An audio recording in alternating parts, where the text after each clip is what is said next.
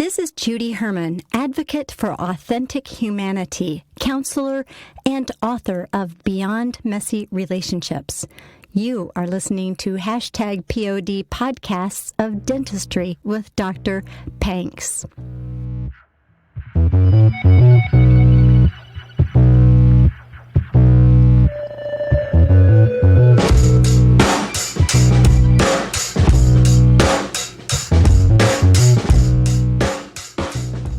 podcastofdentistry.com/squadcast. I believe everyone has a story to tell. And if you want to start a podcast to tell your story, the easiest way to start one is Squadcast. No special hardwares, no special softwares needed for you or your guests. You simply start podcasting using any laptop or desktop or Android phone and even a Chromebook in a browser like Chrome, Firefox, Opera, Brave. So, you may ask, how did you do it? Well, it's simple. As a host, you simply schedule an interview on your dashboard. Share that particular link to the guest and hit record to get studio quality audio. Done. Simple. No sign-ups needed by your guests, no special mics needed by anyone, and still get studio quality audio. There can be up to 4 people at one time, including the host. You can even see the video of your guests.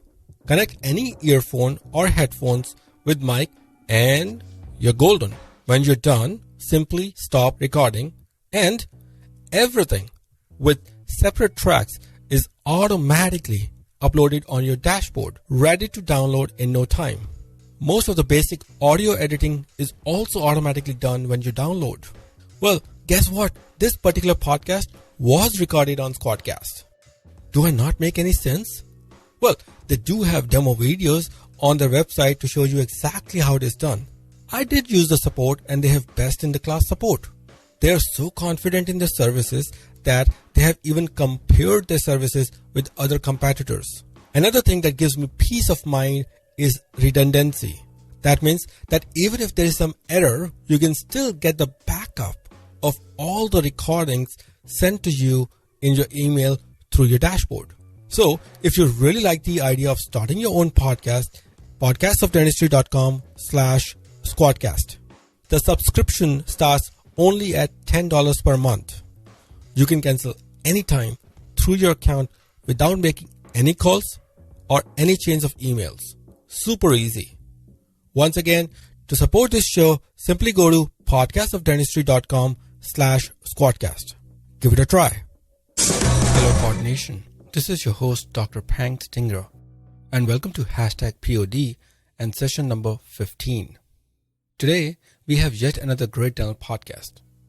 Today, we have Mr. Ian McNickel, the author of the book, Mastering Practice Growth, Definitive Guide to Growing Your Dental Practice or Dental Group. This is indeed a very special podcast because I get to talk to Mr. Ian McNickel, who shares his roller coaster ride of a journey. Mr. Ian shares his story of establishing one of the biggest and award-winning company, WEO Media, which caters to the need of dentists and big DSOs all around the country. This podcast takes a few minutes to warm up, but then Mr. Ian actually opens up with his inspiring story. There's a lot of shared knowledge, education, and entrepreneurial spirit that will inspire you to do something big, just like him. He talks in great detail about how he set up his WEO Media company and ended up winning best-in-class rewards from very humble beginnings. Then, of course, we also talk about DSO project.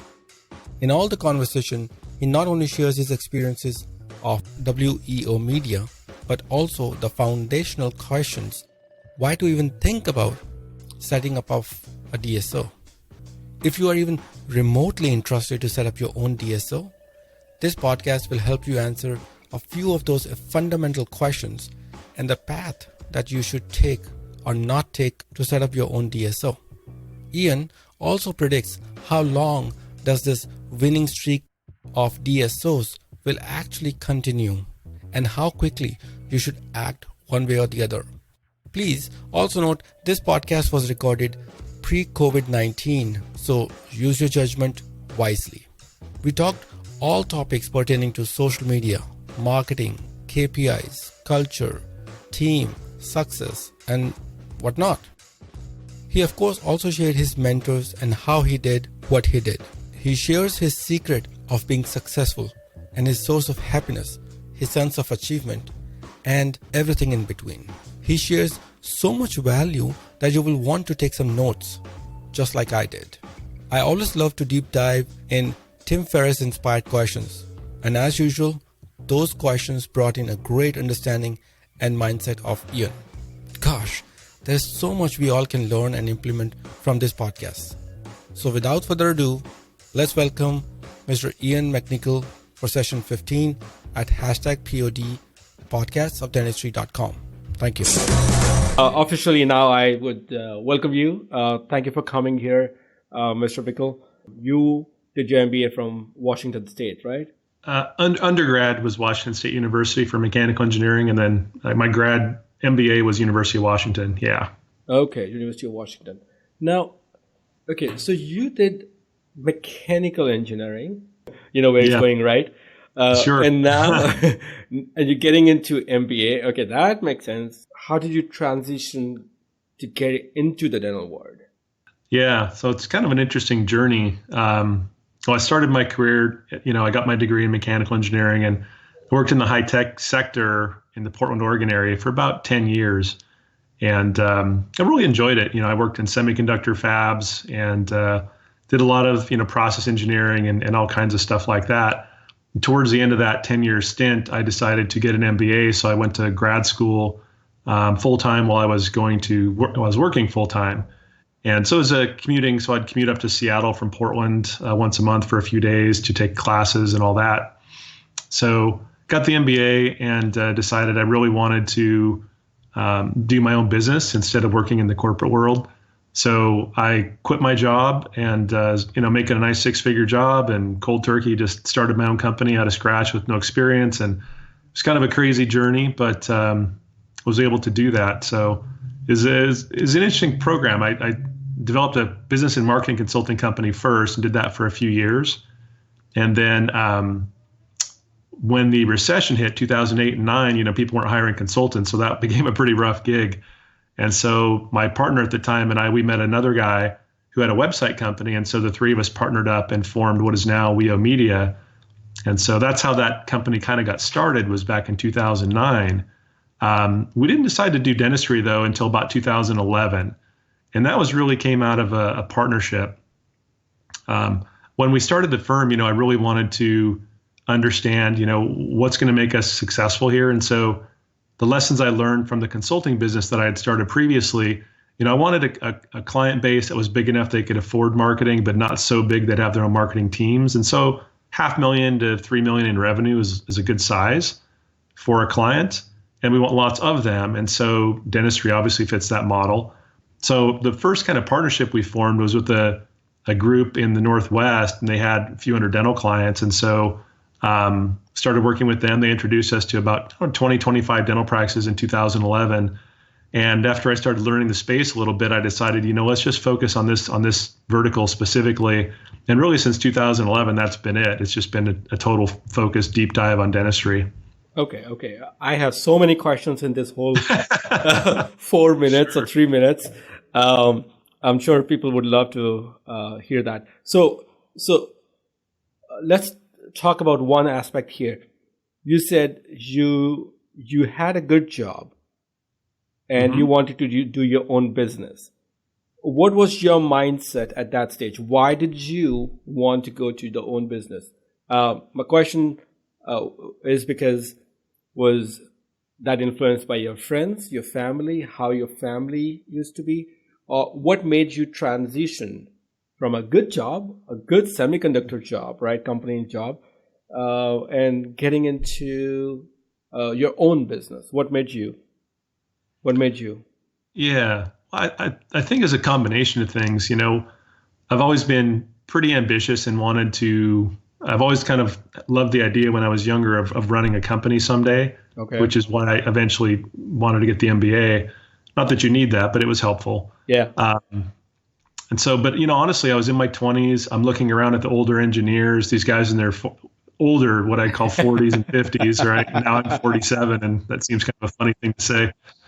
But at the time, to a 28-year-old engineer, 48-year-old guy looked pretty old. Yeah, he is. So, yeah. So I would look around at the people, who are in their 40s and 50s and think, man, they're miserable. They're worried about being laid off all the time. And if they do get laid off in your 50s or older, man, it's hard to find another job. And I was like, that's my future. It just didn't look that enticing. And so, I was pretty confident in my abilities. And so I said, well, maybe I'll try my own thing here. And, I'm young enough. If I crash and burn, I can always go back and get a job was my thought. Yeah. No, so I think this is what everybody can learn. I did not understand this part where you said, when I was younger, I'm much older right now. I probably understand that. But when I was younger, I couldn't really see myself going see what my seasoned dentist would be doing at that particular age. What you already saw, 47, 57-year-old, your own peers, basically, your own colleagues in semiconductors, you didn't like that. So I think that's a good takeaway. Look at your peers, look at your own peers to see where the trajectory might not be way different, unless you're awesome, unless you're like a Nobel laureate or something, which most of us are not. Okay, so that's good. So that was a good thought process. And confidence to leave everything cold turkey. Mm-hmm. Again, what made you so confident at that stage? It's important. I think when you're in your 20s, it's more ignorance than confidence. When you're young, you think you're invincible and you know everything and you can go and conquer the world. And so there's a certain amount of hubris and a lot of ignorance. And that's true of a lot of people in that age group, myself included, when I was that age. So I felt like I could do it. But what about the phase of you getting into a partnership, getting into a media company? You didn't obviously plan that at the way you're telling me. Doesn't seem like you'd planned that you're going to open up a media company or something. But what, and apart from so-called ignorance and hubris, we all have that. But apart from that, did you still have something to fall back on? Like a support from your friends, your family, were you married at that time? Sorry, I'm a little nosy here, but no, that all plays into it. So I was married, and my wife wanted to get a divorce, and I was not opposed to that because we were not doing well. Sorry. And so we got a divorce, and I figured, well, shoot, we're selling the house, we're downsizing. This is a great time. If I'm going to take a risk and to take a shot, now is the time. And so I bought a condominium, which was much, much lower, monthly cost. So I really tried to reduce my cash flow requirements as much as possible. Got it. So that I could try to start a business. Mm-hmm. So I don't know that honestly, if we didn't get divorced, I don't know that I would have been able to really try it, because I was stuck in a house with a mortgage, and it's like, oh boy, can I really risk this? And so that would be like one big piece of advice I give to entrepreneurs or people who are thinking about becoming entrepreneurs, is you've really got to figure out your cash flow and be able to live on, basically your savings for a year. It's hard to have a family and a mortgage and have all these big cash flow requirements and then decide to start a business. That's really tough. I talk to people all the time in the dental industry who say, oh boy, I wish I could, do what you did. And the reality is it's really tough if you have a mortgage and all these commitments and these financial requirements. So I think if people are serious about wanting to start a business, from scratch, like I did, it's really tough financially. Now, if you're a dentist, it's a whole different deal. You go get a loan, you buy a practice, and it's an established industry. Mm-hmm. I was starting something from absolute thin air, from nothing. It's totally different. Right. So basically, you had a change in your family and change in your life, basically, which made you do whatever you were able to do. So that's that is interesting. And cash flow, savings for 1 year. I'll get back to it. Entrepreneurship. What do you think a definition of an entrepreneurship is these days. People talk about all different kinds of language, but what is your definition? Why? Who do you think is an entrepreneur actually? I think, an entrepreneur is somebody who decides to take a risk and start a business and become self-sufficient. They have a vision for what they want to accomplish, and they're willing to take the risk and give it a try. I've learned a lot of things over the last, 14 years as an entrepreneur. And, one of those things is that I advise, younger folks who are wanting to do this. Yeah. You've got to be really flexible and be willing to pivot on your strategy, probably a number of times. But we started out, a company originally is so different from what it is today. And it's much, much better today as a result of us being flexible and adapting as we see opportunities and that kind of thing. Interesting. So, so you said you and your friend opened up, made a partnership, and then you ended up making WEO Media Company, WEO Media Company. Is that right? Mm-hmm.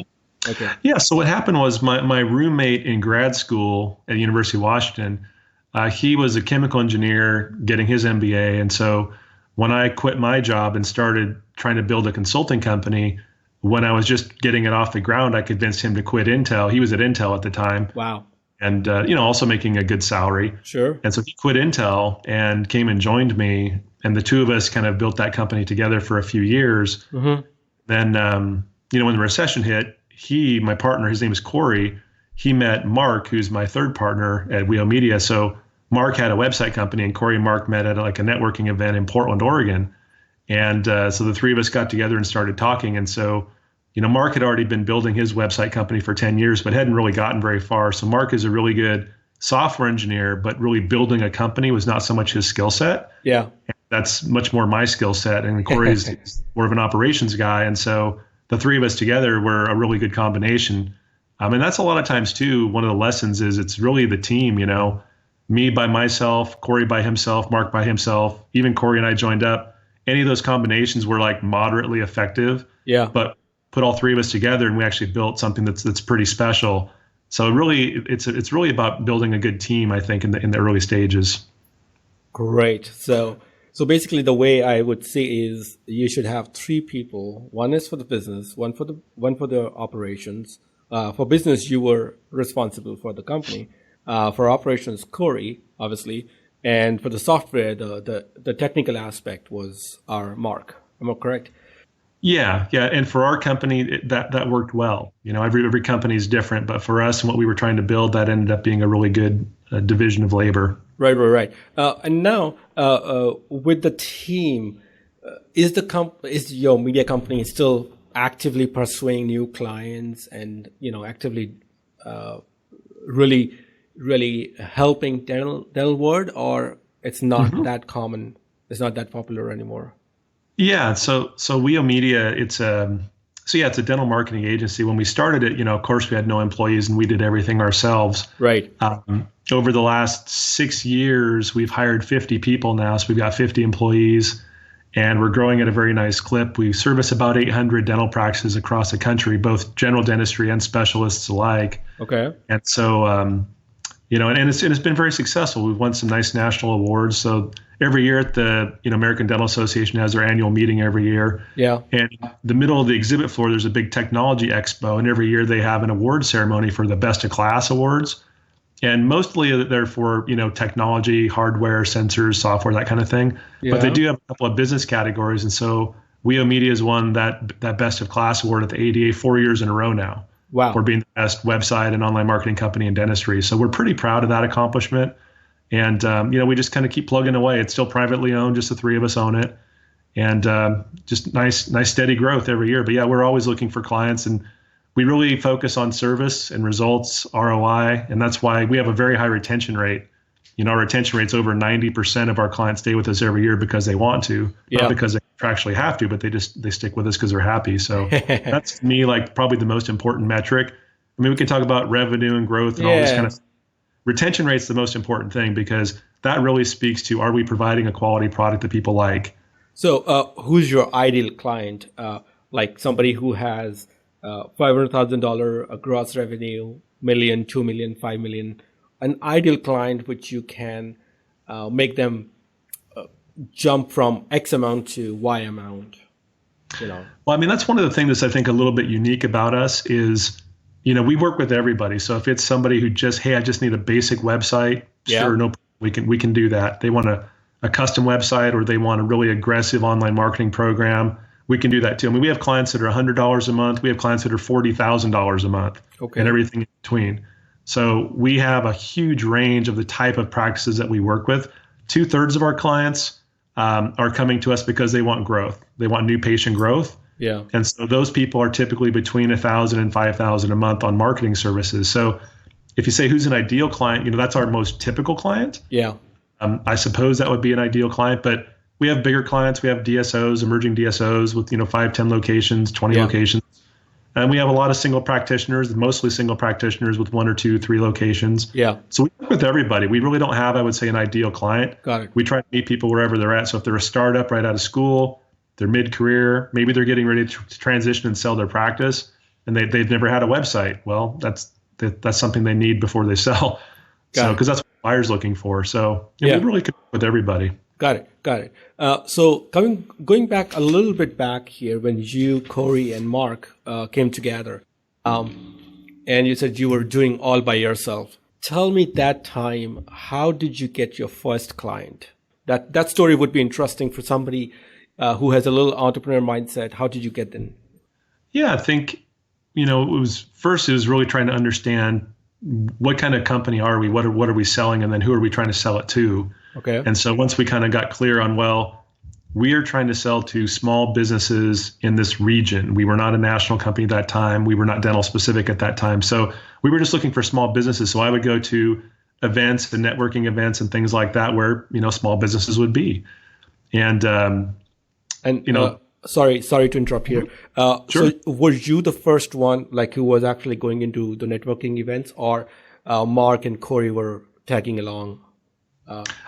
Mostly that was me. Okay. That was just kind of how I've always been more the front face of the company. Okay. Developing the strategy and the partnerships, and really my responsibility is kind of grow the company and make a lot of the strategic decisions. And Corey runs operations, and Mark does the technology. So I've always been the one out kind of doing the networking and a lot of that type of thing. So in the beginning, we're just trying to get traction, trying to get revenue, and figure it out as we go. And that's what you do when you start a company from scratch. Yeah. I think we would all talk, and our general consensus was, we want small businesses, because Mark, had his website company, which was separate. Yeah. And he catered to, at the time, attorneys, optometrists, a couple of dentists, some small businesses. And so we thought, well, that's kind of our target market, or like small professional service type people. Right. So, went to some optometry meetings, some dental meetings, some attorney meetings, just some local business networking meetings, that kind of thing. Got it. So just getting out there in the community and networking and trying to find people who needed help with their website. That was really how we got started in the early stages. Did you even have a vision, by 2019 we want to be, we should have won 4 awards? Did you have a vision at that time? No, probably not. So when did you actually feel that you've got it? I mean, you've got something going on, So you left everything. You opened up a partnership with Mark and Corey. Everything is coming along in 2009. 2011, you got your first dental clients. Now, when did you feel? What was a moment at that time when you felt, wow, you know what? I think we have something. We have something in this company that can grow and make it profitable and success and so on. Yes, I think when we made the decision, so I talked to the guys, and I said I think we ought to really focus on dentistry. And since I was the chief salesperson at the time, the only salesperson at the time, they're like, sure, whatever clients you can bring in are cool with us. And so I started focusing on dentistry, and we started getting some traction. And I think once we started getting some traction and getting some positive feedback from people, and really seeing that there was a need for what we were doing, that was a little bit encouraging. But I think once we really started improving our technology and our operations, because it's hard to sell something that's inferior, but if you've got a solid product or a superior product, it's much easier to do. So really, I mean, WEO Media would not be anywhere near what it is today without all three of us doing our parts really well. Mark is exceptionally good at what he does, and Corey is exceptionally good at what he does. And so once we kind of started getting to the point where, hey, our websites are getting better, our operational flow is getting better, this is actually something we could scale, and then we started bringing on some employees. That's, to me, when it started getting exciting, when we started hiring our first few employees, right? Because now you could actually see, hey, this could actually scale. Got it. And, and the cool thing is, we're hiring employees who are much better at things than we were. None of us were graphic designers.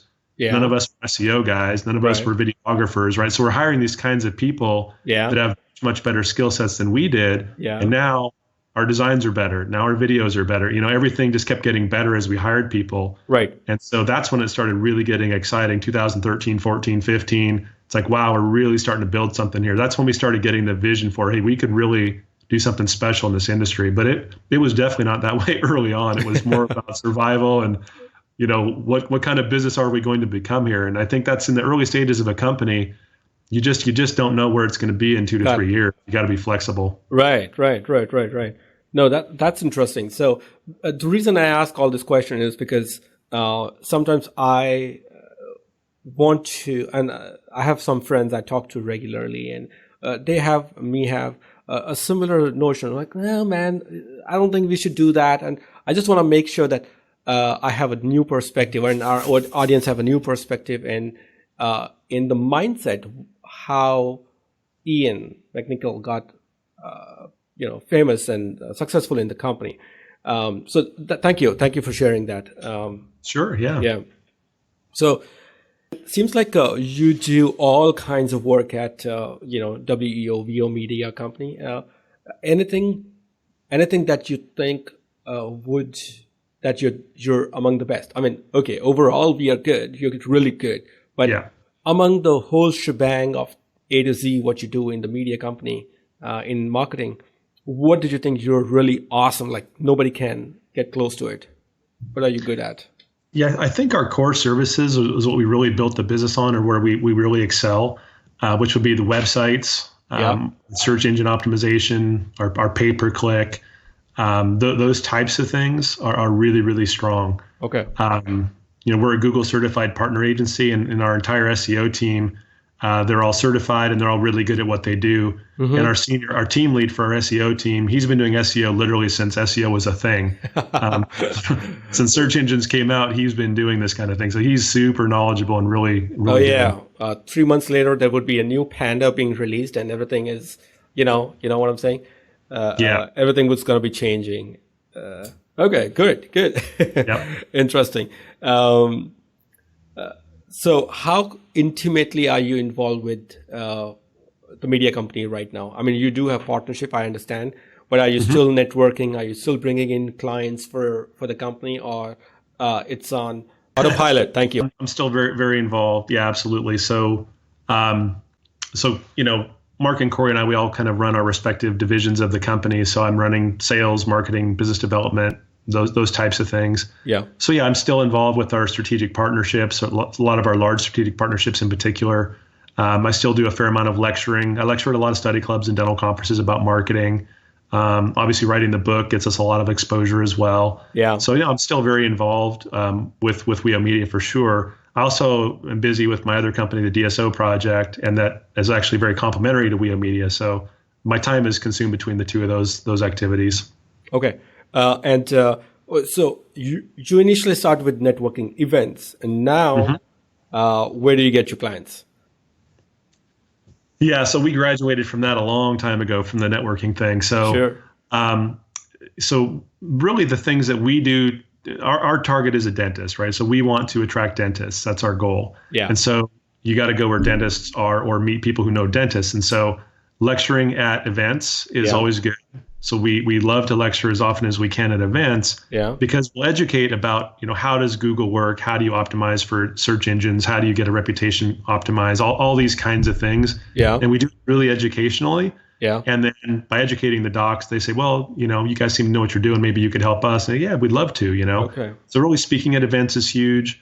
And then also partnerships. So we have a lot of strategic partnerships with national, some regional companies, some national companies, but all in the dental space. And marketing is a universal problem for people. So if you're a rep at a supply rep or whatever, an implant rep, and you've got a doctor who's got a bad website or complaining about their marketing, it's a great value add to be able to say, oh, hey, we have this strategic partner with WEO Media, and they can help you. Let me introduce you, right? So we get a lot of introductions from our partnerships because they're just trying to help their doctors. Got it. So, great. Those are two big ways we find doctors. Right. And I'm sure, because of the name and everything, people would reach out to you, directly, even if they don't have the strategic partnership. Oh, you know what? Go to WEO Media Company. Or media.com. That happens a lot. And then people would reach out to you. So what is your process of hiring a client? So, for example, I come to you, hey, Ian, you know what? We've got 10 offices, man. Tell me what you do. So what is your process of hiring a client and retaining a client?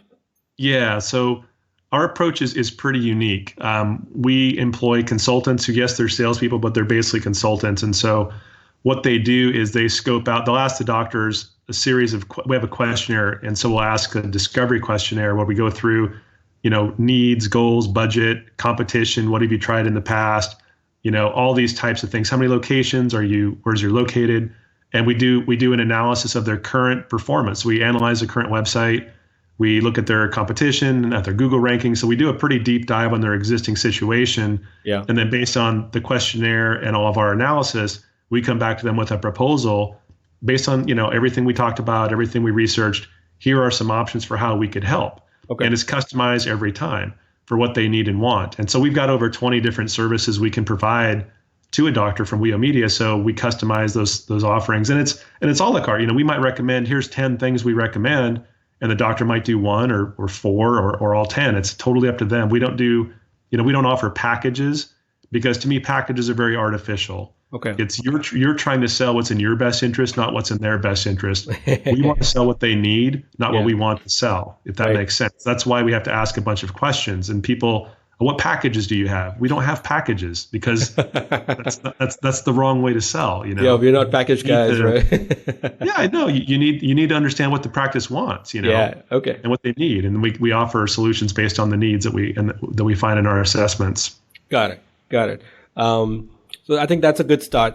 Basically, starting with the questionnaire. How much time would you initially spend before coming to, a decision to do one thing or all the 20 things or whatever? Initial consultation. The initial consultation is typically an hour phone call or meeting in person with the consultant. Yeah. And then usually not always, but usually before the meeting, if we know in advance, we'll do some research before, then we have the hour consultation.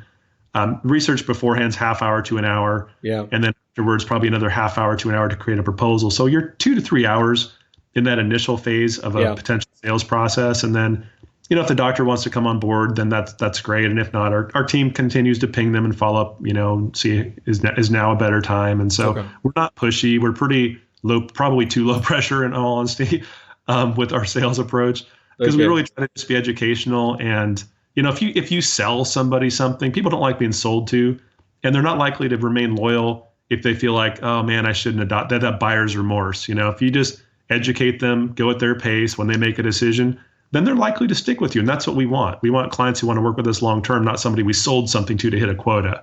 That's not how we operate. Got it. I think you said a very important line here. If you're looking for a long-term relationship, you should not be pushing it. Rather, they should come to us.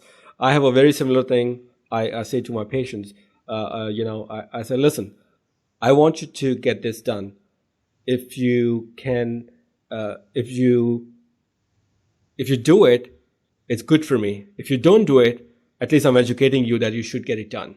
You see what I'm saying? So it's very similar to that. Yes. Yeah. So you're educating them, and I'm in no rush. You should be in rush. It's your tooth. Right.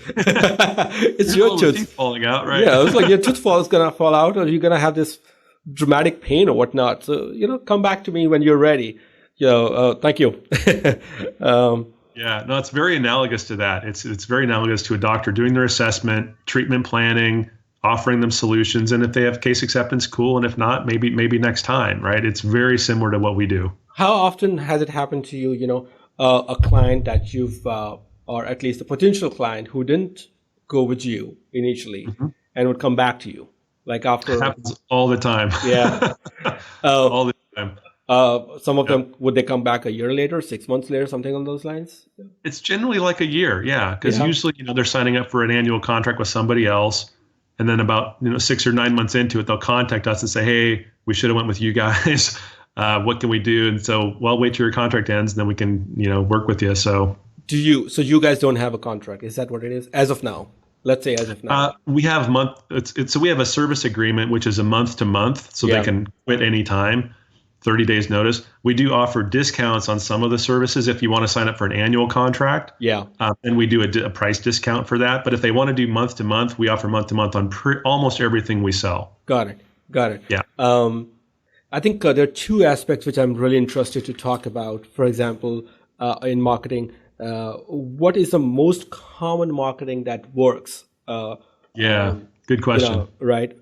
I think I know the answer, but please, for the audience, I'm sure there are so many people who are like, "Oh, I want to spend money on Google and or Facebook or Instagram, whatnot." But what do you think, with your experience, that you've achieved the maximum result, in terms of the ROI? Yeah. So I actually go into this in a lot of detail in the book, but I'll explain it right now verbally as well. So I talk about what I teach my staff and what I teach the doctors at the conferences when I lecture is I teach them about the 6 pillars of digital marketing. So when you think about marketing, you can do internal marketing, which is always the most important, lowest cost, most effective. So you always should be focusing on internal marketing, patient referrals, of course. Yeah. But if that's not sufficient to meet your growth objectives, then the next thing would be digital marketing. Digital marketing is much more predictable than direct-to-consumer marketing. So direct-to-consumer marketing would be radio, print, TV, mailers, postcards, that kind of thing. Yeah. Digital marketing would be your website, SEO, PPC ads, social media, online reputation, videos, all those kinds of things. Yeah. So what I tell doctors is you want to start with digital marketing. It's much more predictable. It's got a better return on investment, and it's easier to measure. And then if you get that up and really dialed in and it's performing really, really well, and you've kind of maxed it out, then go to the direct consumer marketing. Because if you do a radio ad or a mailer or a coupon or whatever, a lot of those people are going to go online and check you out. And if your online's not solid, you're wasting money on direct to consumer. So there's really a sequence to it. You really need to dial in the digital marketing first. Okay. And then you can play with the direct to consumer later. Now, as it pertains to digital marketing, I talk about these 6 pillars. And they all have to be, you got to check all 6 boxes to get the best ROI. Okay. So a solid website that's obviously, mobile optimized. Yep. SEO, which stands for search engine optimization. That's the process of getting sites to rank high on Google. Yeah. PPC ads, this would be Google AdWords, search engine marketing, goes by lots of names, but these are paid ads to drive traffic to the website. That's number 3. Yeah. 4 will be social media. For dentistry, Facebook and Instagram are pretty much all that matter, to be honest with you, in dentistry. Yeah. The other things would be reputation management. So in dentistry, we talk about the big 4 for review sites. Yeah. Google, Facebook, Yelp, and HealthGrades. Those are the 4 most important review sites in dentistry for a number of reasons. Yep. And then the last but not least are videos. Mm-hmm. So those are the 6 kind of pillars of online marketing. And so when we design a program, if a doctor comes to us and says, "Hey, we'd like to grow," our recommendations generally going to involve those 6 pillars. Now, if they're really strong in a couple of 2 or 3 of those pillars already, that's great. If they're strong in 2, then we just recommend the other 4. But we want them to be strong in all 6 in order to get the best results, because I've got a lot of interesting slides I show in my presentations. One of them is a sales funnel for a patient. And so it shows conversion rate. So if you do direct consumer marketing, let's say it's radio, print, TV, whatever, typically a 1 to 2%, maybe as high as a 3% response rate. When you look at a website typically converts at between maybe as low as 5% and as high as 20% on a conversion. So I call it 10 to 15% conversion rate. Yeah. Social media is similar. Then when you look at review sites, so Yelp, Facebook, HealthGrades, Google, the review sites range from 40% to 70% conversion rate.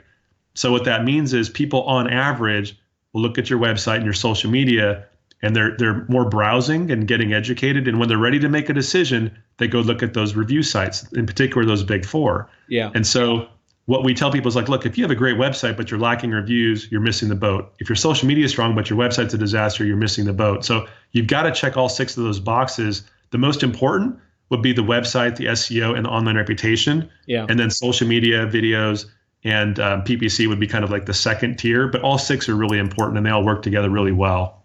Got it. And you said in social media, there's this, Facebook, Instagram, and what's the third one? Is it Google? Well, so for social media, really all that matters in dentistry is Facebook and Instagram. Now, YouTube is super important for hosting videos, but I don't really consider that social media so much. Twitter is basically useless. Other platforms. And in terms of dental marketing, I mean, there's a place for Twitter, but I'm saying just specifically for a dentist to drive new patient flow, Twitter is useless. Yeah, Twitter is more global rather than local. So I think that's where, and your tweet gets buried by the time we are finishing up this sentence. So between Google, Facebook, and Instagram, where do you think you can have the maximum, not the number of patients? I think I'm pretty clear with this idea. We don't need the number of patients. We need quality of patients. People don't understand that. Do you want to elaborate a little bit on that and explain for the audience which one would be better, the Google, Facebook, and Instagram? Yeah, so Google is easily the best for a number of reasons. So if you think about it, if you are in research mode, are you going on social media or Google to do research, right? Mm-hmm. Google, hands down. And there's all kinds of data that bears that out. So if you're in social media, a lot of the clicks on social media are more curiosity clicks. They're not so much, if I'm on Facebook or Instagram, I don't go on Facebook or Instagram to research what's the best headphones to buy for my Bose headphones or whatever. I'm not looking for the car reviews on Facebook, right? You go to Google when you're doing research. Well, if you're looking for a doctor, you're doing research, you're going to Google. So we see this consistently. So from a cost per click basis, Google is about 10 times more expensive than Facebook. So you might pay $6 or $7, $8 per click on Google, but you might pay 50 to 70 cents on Facebook. So Facebook's literally 10 times cheaper, but that's because it's got a 10 times worse conversion rate because it's not nearly as targeted. You get much more curiosity clicks on Facebook. So for quality of patient and also quantity of patient, Google is actually best for both. Okay. Yeah, as long as you do it properly, and a lot of people don't do it properly. Right. Now, could you target, a specific earning bracket on Google? I think I know we can retarget on Facebook, retargeting, that people can do that. But can you do something similar on Google? So when you want to target specific demographic information, Facebook and social media is much more targeted for sure. Right. And so you can get demographics, you can get more granular about, their neighborhood, what they like and are interested in. So Facebook clearly knows far more about you than Google does. Okay. But again, people go to social media not to be sold to. So you can sell on social media, but it's not the primary thing about social media. So we have had some very successful new patient campaigns on Facebook, but we've had many more that are mediocre to poor. So it's much more hit and miss. You can have home runs on Facebook and you have a lot of strikeouts on Facebook. Google is just steady, consistent, batting singles and doubles all day long.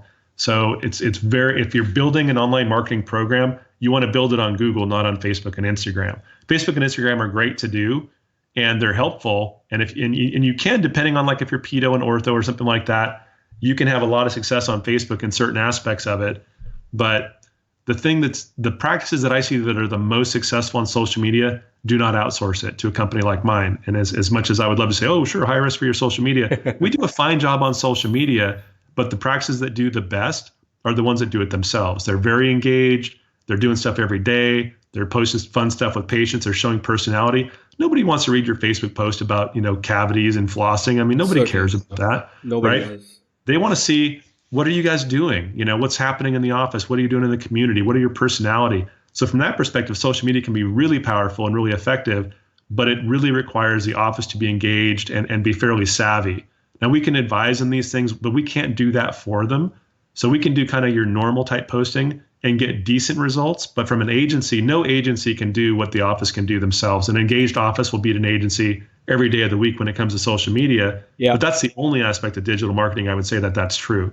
Everything else an agency would do far superior as long as they know what they're doing. Now, the reason I was talking about targeting is because we have some campaign going on for our own office, and we do accept Medicaid as of now in our office. Now, we really deal with them good. We have more than 100 reviews online. It's fair. Yeah, we have 115, 117 reviews, all almost 4 and 5 stars, I would say. So all being said, today only we had a good patient. He said, "How did you find us?" "Oh, I was recently moved to this area and I saw your reviews. I like to do a research on it." And okay, great. So how did you finalize us? Like, you've got more than 115 reviews. Nobody's got it. In my 10-mile radius, nobody's got it. So I'm very proud of that. And we do deal really good with all patients. At least we try to, Yeah. Let's put it that way. Nobody's perfect. But that being said, coming back to the question, we are trying to do a lot of Google PPC and spending quite a bit of money there. But all the patients, are Medicaid patients. Okay, so I'm getting all those patients, so that's great, good for us. But we're the only one who are accepting those patients anyway, so they're going to come to us one way or the other. So right. You see what I'm saying? Because we're the only one in next 3 to 5 miles, which are doing a good job and accepting Medicaid patients. So how could I minimize, such patients?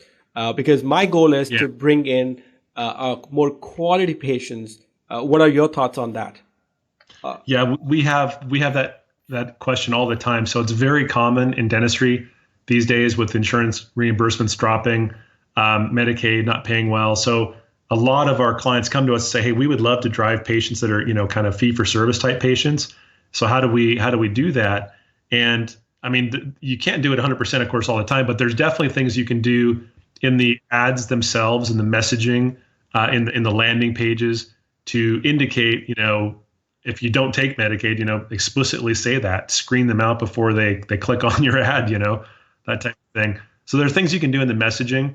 One of the principles we generally teach is if people come to you based on price, they will leave you based on price. And so we generally avoid trying to market based on price. Now, it's acceptable to have a new patient special and offers and stuff like that, but I generally try to avoid, cheapest implants, lowest this cost, that lowest cost this and that. You'll get the clicks and you'll get the calls, but are these the patients you really want to spend your time on? They may not accept treatment. They suck up all your time. They may not pay. So, what is the way? Patient is a big piece of that. How do you think we can just by the way we are putting the ads, the copyright, not the copyright, the copy, the copy of the ad, basically. So there are things that you can do in the ad itself, the headline of the ad and the copy of the ad itself that shows, if you're not really, if you don't take Medicaid, you could put that in the text, no Medicaid patients or something like that. Okay. And you don't have to do that for all your ads. You can have one ad group going with that and one ad group going with that without saying that. Yeah. And then you can test, you can see, is one ad campaign running better and producing more of that type of patient? If so, funnel all your budget to that other campaign. That's one of the things that can be really nice about these paid ads is you can test different ad types and headlines. You can test different landing pages and offers. And over time, it can really get dialed in. What we see is it typically takes us about 3 to 6 months to get the ad campaigns really dialed in and working well. Mm-hmm. And if people stick with it longer than that, generally they get exceptional results. But it does take time because every market's different. I mean, we have, like I said, over 800 practices we do digital marketing for, but we know what we're doing really well. But even with my team, they're so good, but it still takes them 3 to 6 months because every market's different. Got it. Every doctor is different. And so like we have a client in the Northeast area, they've got a handful of locations. It's the same branding, same doctors, same everything. And we see dramatically different results on the pay-per-click ads. Same website, same everything, but it's just because we're in different communities. It's just fascinating to me. It's everything's the same. The ads are the same. Website's the same. The doctors are the same. Everything. Yet the click-through rates and the conversions are dramatically different based on which neighborhoods and areas we're targeting. Yeah. So a lot of it too is experimenting with moving things around. So, you look on a map, draw a 5 or 10 mile radius around your location, or you can, to see where should I be advertising. The other thing is, download from your Dentrix or your EagleSoft or Open Dental or whatever and see what are all the zip codes my current patients are coming from. Yeah. And you can do a bit of a heat map, right? And you can say, okay, well, most of my patients are coming from these 12 zip codes and target there, right? That's it. Yeah. So I'm going to ask you 2 questions here. What has been your biggest success in terms of marketing that you started for one office, which got you the biggest result, like jump from, 50 patients to 500, something dramatic, Sure. versus something, a very typical result, what somebody can get. Yeah, no. So maybe I'll start with what's typical. So, and then I'll talk about like some exceptional examples. Mm-hmm. So for digital marketing, we can consistently drive new patients for between $100 to $150, maybe as high as $200, but something between $100 and $200 for acquisition cost in pretty much any market in the country, even the big competitive ones, San Francisco, New York. I mean, even these really tough markets, and certainly in the lesser competitive markets, we can pretty consistently drive new patients for between $100 and $200 per patient. So if a doctor says, hey, I want 10 new patients a month for my digital marketing, we say, well, the budget's probably going to need to be somewhere between $1,000 and $2,000 a month. That's just realistic. And that's what we typically see over and over and over again. Now, the return on investment gets better over time. In the first year, there's setup costs for, building a website, shooting a video, whatever. And in the first year, the results aren't really dialed in. We're just starting.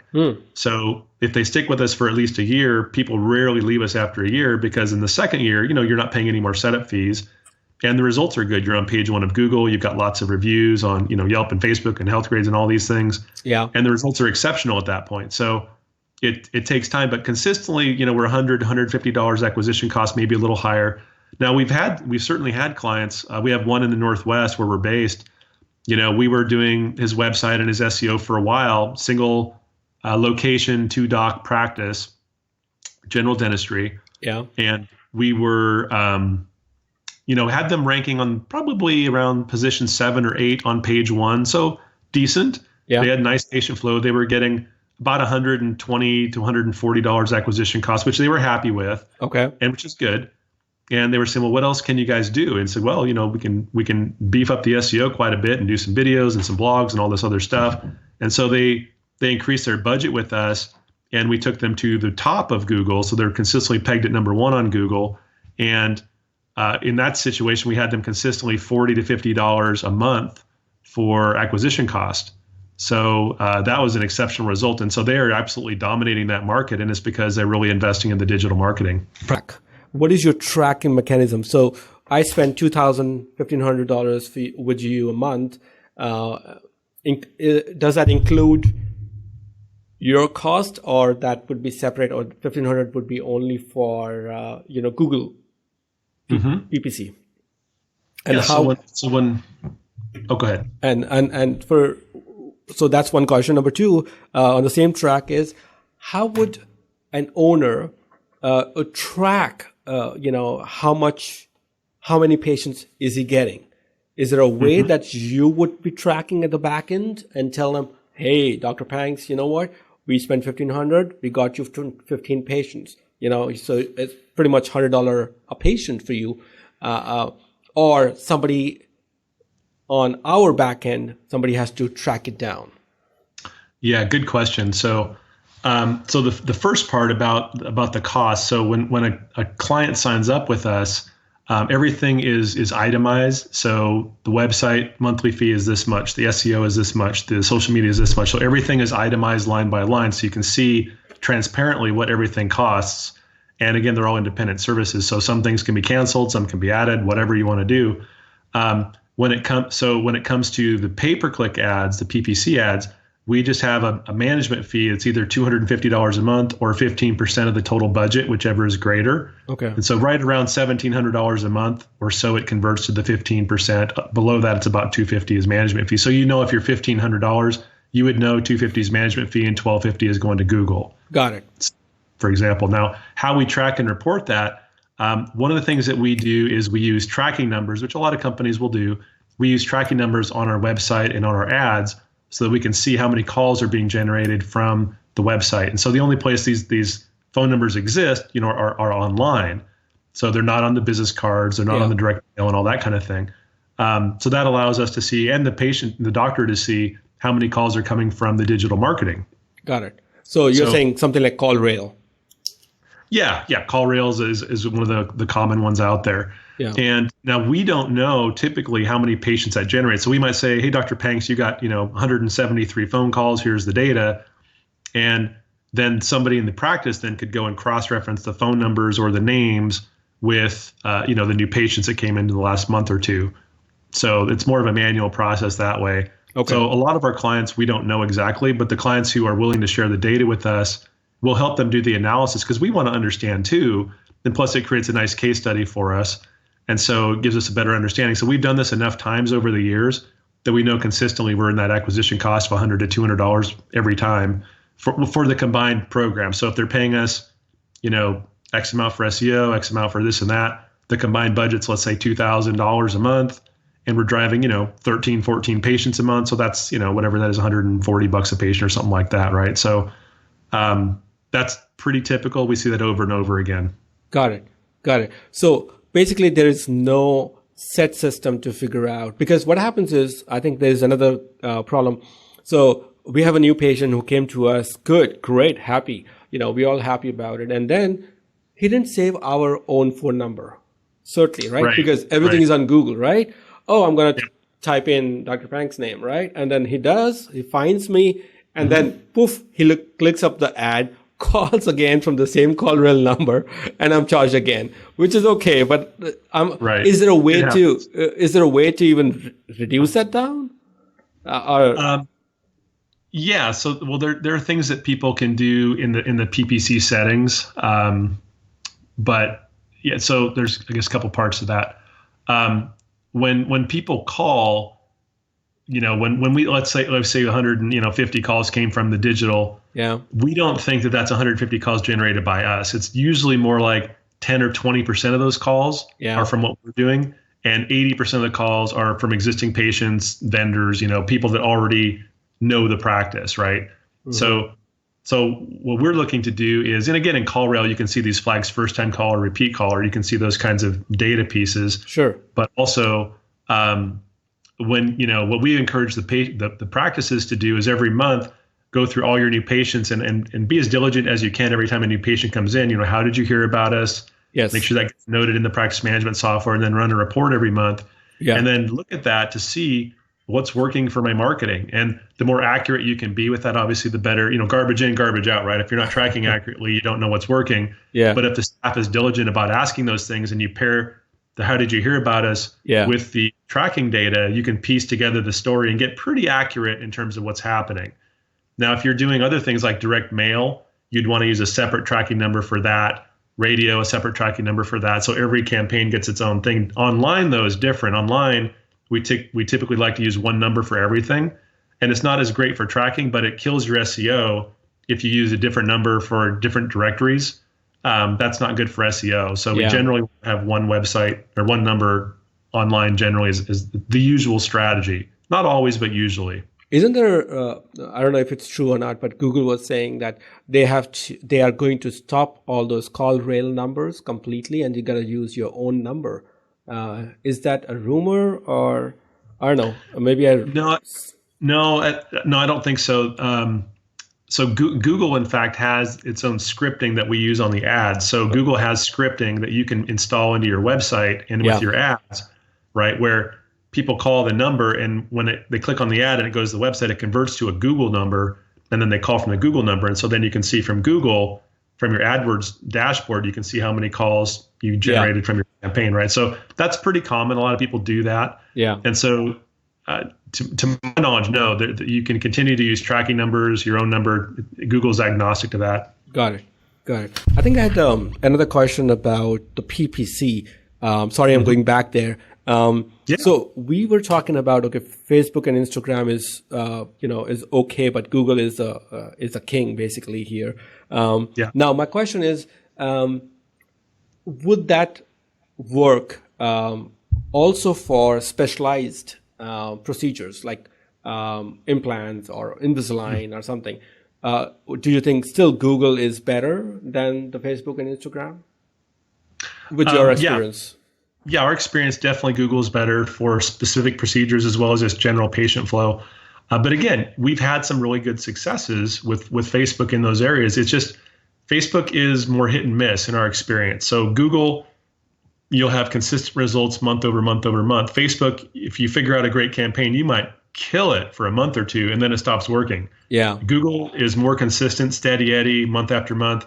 Facebook and social media in general is much more fickle and harder to predict. And even if you find a winning formula, it doesn't typically last with social media. Right. Got it. Why don't we go and switch gears from marketing? People are tired of marketing and talking about PPC. Sure. By the way, PPC is pay-per-click, and CTR, which Ian mentioned, is click-through rate, right?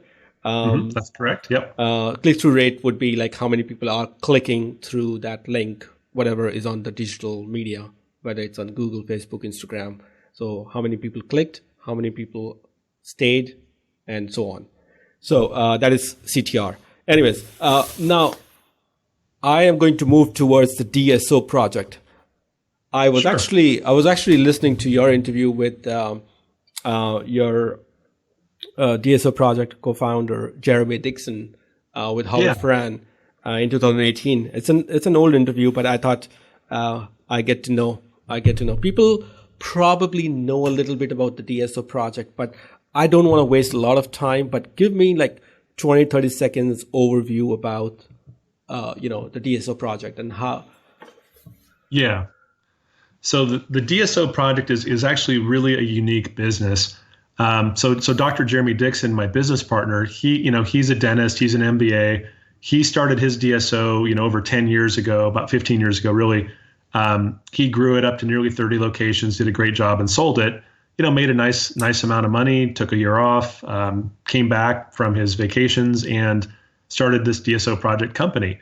And so his vision was, there's a lot of dentists who are now wanting to build a group or even a full DSO, and there's just no roadmap. There's nobody. You can't just like go talk to your buddy at your study club. Hey, how do you build a DSO? It's not like, hey, how do you do a crown? Yeah. This is just really, there's very few people who've actually done this. And now so his idea was he would come back and teach doctors how to do what he did. That's the concept. And so what we do at the DSO project is we help dentists who want to build a group or a DSO.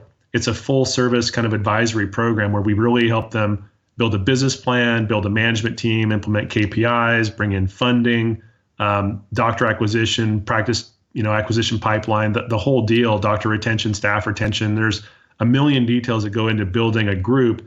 And so we've built a curriculum around this that coaches these guys how to do it over time. And it's a lot of work. We tell them up front, hey, this is a lot of work. If you think you're going to be, calling the day at 5 o'clock, you shouldn't even think about this. This is a lot of hours, a lot of stress. But if you want to do it, we'll show you how to do it.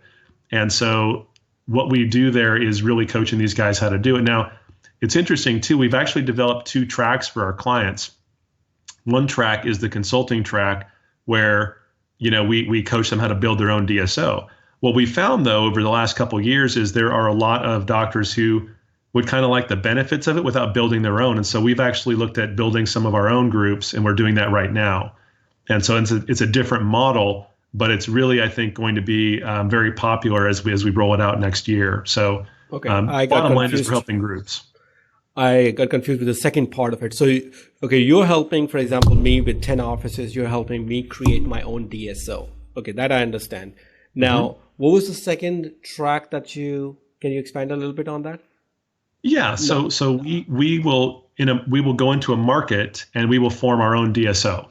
So what we'll do is we will work with doctors in a region and give them some of the financial upside. Because what happens in a DSO is if I'm a DSO and let's say just pick any big DSO, right? They go and they buy a practice for 3 to 4 times EBITDA, earnings before interest, taxes, depreciation, and amortization for people listening. Yeah. So it's basically a measure of cash flow in a business or in a practice. So if you're an independent doctor, you can sell your practice for about 3 to 4 times your cash flow, 3 to 4 times EBITDA.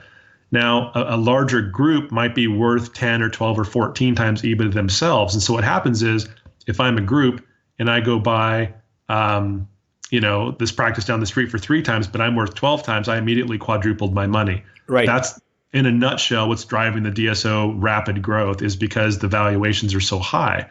So what we're doing is we're helping the doctors take advantage of these multiples without having to build their own group. It's a pretty interesting hybrid model we're developing, but it's I think it's going to be really popular with the doctors. Got it. Yeah. Okay. So got the idea. Now, so you and Dr. Jeremy Dixon, you guys are partners in this DSO project. Am I right to understand that? So yes. Now, how did you guys meet? You're a sales guy or a marketing guy. I'm always interested in the story. How did that happen? Why didn't I meet Dr. Jeremy? You see what I'm saying? Sure. Yeah. So I think that So how did you end up meeting Dr. Jeremy? He was our client at WEO Media. So when he was growing his DSO, we were his marketing company. So I worked with him for several years as we were helping him grow his DSO. And then when he sold it, the ownership changed and they changed marketing, they changed everything and the vendors. And so that just kind of went away. And so when he came back from his sabbatical, he called me up and said, hey, let's go have lunch. And he told me about what he was doing and, asked if I wanted to be his business partner. And I said, yeah, this sounds like a really interesting thing. Because what I was seeing at WEO Media was obviously a lot more of the market is moving towards groups and towards DSOs. Right. So, and I thought he is really unique. I mean, he's the only, still to this day, he's the only dentist I know of in the entire country who's built a DSO, sold it, and is now coaching other doctors how to do it. I don't know of anybody else in the entire industry who's doing that other than him. Mm-hmm. I don't know of any. Maybe there is one or two, but I've never met them. I've never heard of them. And we go to all the DSO meetings, and I don't think there honestly is anybody else like him out there doing that. So it's really unique because he's been there, done that, and now he's walked in their shoes and he's showing them how to do it themselves. And I mean, you're a dentist yourself. You know how dentists are. You guys like to listen to other dentists and trust other dentists. And so the fact that he's in the club, so to speak, right? He can tell docs, hey, I get it. I've been there. I was chairside. I got out of chairside, and here's how I scaled it. Yeah. And so he's been there, and so he can really resonate with these doctors. It's really fun to watch him talk. I think he can relate to both sides of the coin in a way. Yes. That being a dentist, being a DSO owner, being a seller of the DSO, and coming back to do the same thing. He can, I think he has a very unique set of skills, which we all develop. You have your own skills. I've got my own. Sure. But I think he's got the mix of everything. I don't know if you know about this Naval Ravikant. He's an Indian guy, but born and brought up in Brooklyn, New York, and he had his own startups, made ton of money, and then he said, "I love his." I'll send you the link for that, Naval Ravikant. Sure. Beautiful 2 hours of of his interviews on podcast. But what he said was there's usually 2 components of success. One is the engineering component, and the second is the service/marketing component. And Naval, he always says the engineering component is better. In our case, the dental component, being a dentist, is better. Being a dentist, I can learn your skill a little more. I'm just speaking what Naval said. Yes. Right? And not easily the vice versa. If I tell you to go to a dental school, probably you will if you really have the motivation. But right. But maybe not. Right? Takes a lot more time for sure. Right. So I think Naval said, if you have the engineering skill, in our case, the dental skill, you can quickly switch over to a marketing skill. And it seems like Dr. Jeremy Dixon has both the skills, and that's why he's successful the way he is. Although I would love to pick his brain someday if I get to catch him.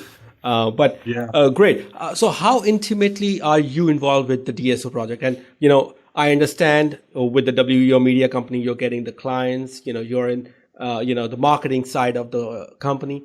But how are you involved with the DSO? Yeah, I'm very involved with DSO project and WEO. I split my time between the two. And it's very complimentary because, most of our DSO project clients end up needing marketing help. So they end up using WEO Media, which is nice. They don't have to, but of course, I offer that to them and they generally say, yeah, that makes sense. You own both companies, right? So yeah, that makes a lot of sense for them. But DSO project is, I'm very involved with it. Jeremy actually has me running the day-to-day operations and leading the consulting services and all that. Okay. And so we're actually looking at bringing on a third consultant to join us, who's more of a practice management consulting guru. And so that'll really round out our skill sets because I've got the marketing and growth and biz dev skills, and Jeremy's built the DSO and he's a clinician himself. And then our new guy we're bringing in, he's also got the practice management skills. And so the combination, we really check all the boxes for everything a DSO needs to scale. So we're pretty excited about 2020 and where it's going to go. But yeah, I'm still very involved. I work a lot of hours. So I spend a lot of time on both companies and it's a lot of fun. I enjoy what I do. We'll get your hours later. I have more questions for that. Again, for the DSO project, somebody who's got 8 to 10 offices in different parts of the country, for example, or even in one geographic location, how do you think a DSO project would be able to help them out? I mean, it depends on what they're trying to do. So some of our clients come to us when they're only 2 or 3 locations. So let's start there. What do people actually usually come to you for? Like when you're at the DSO project.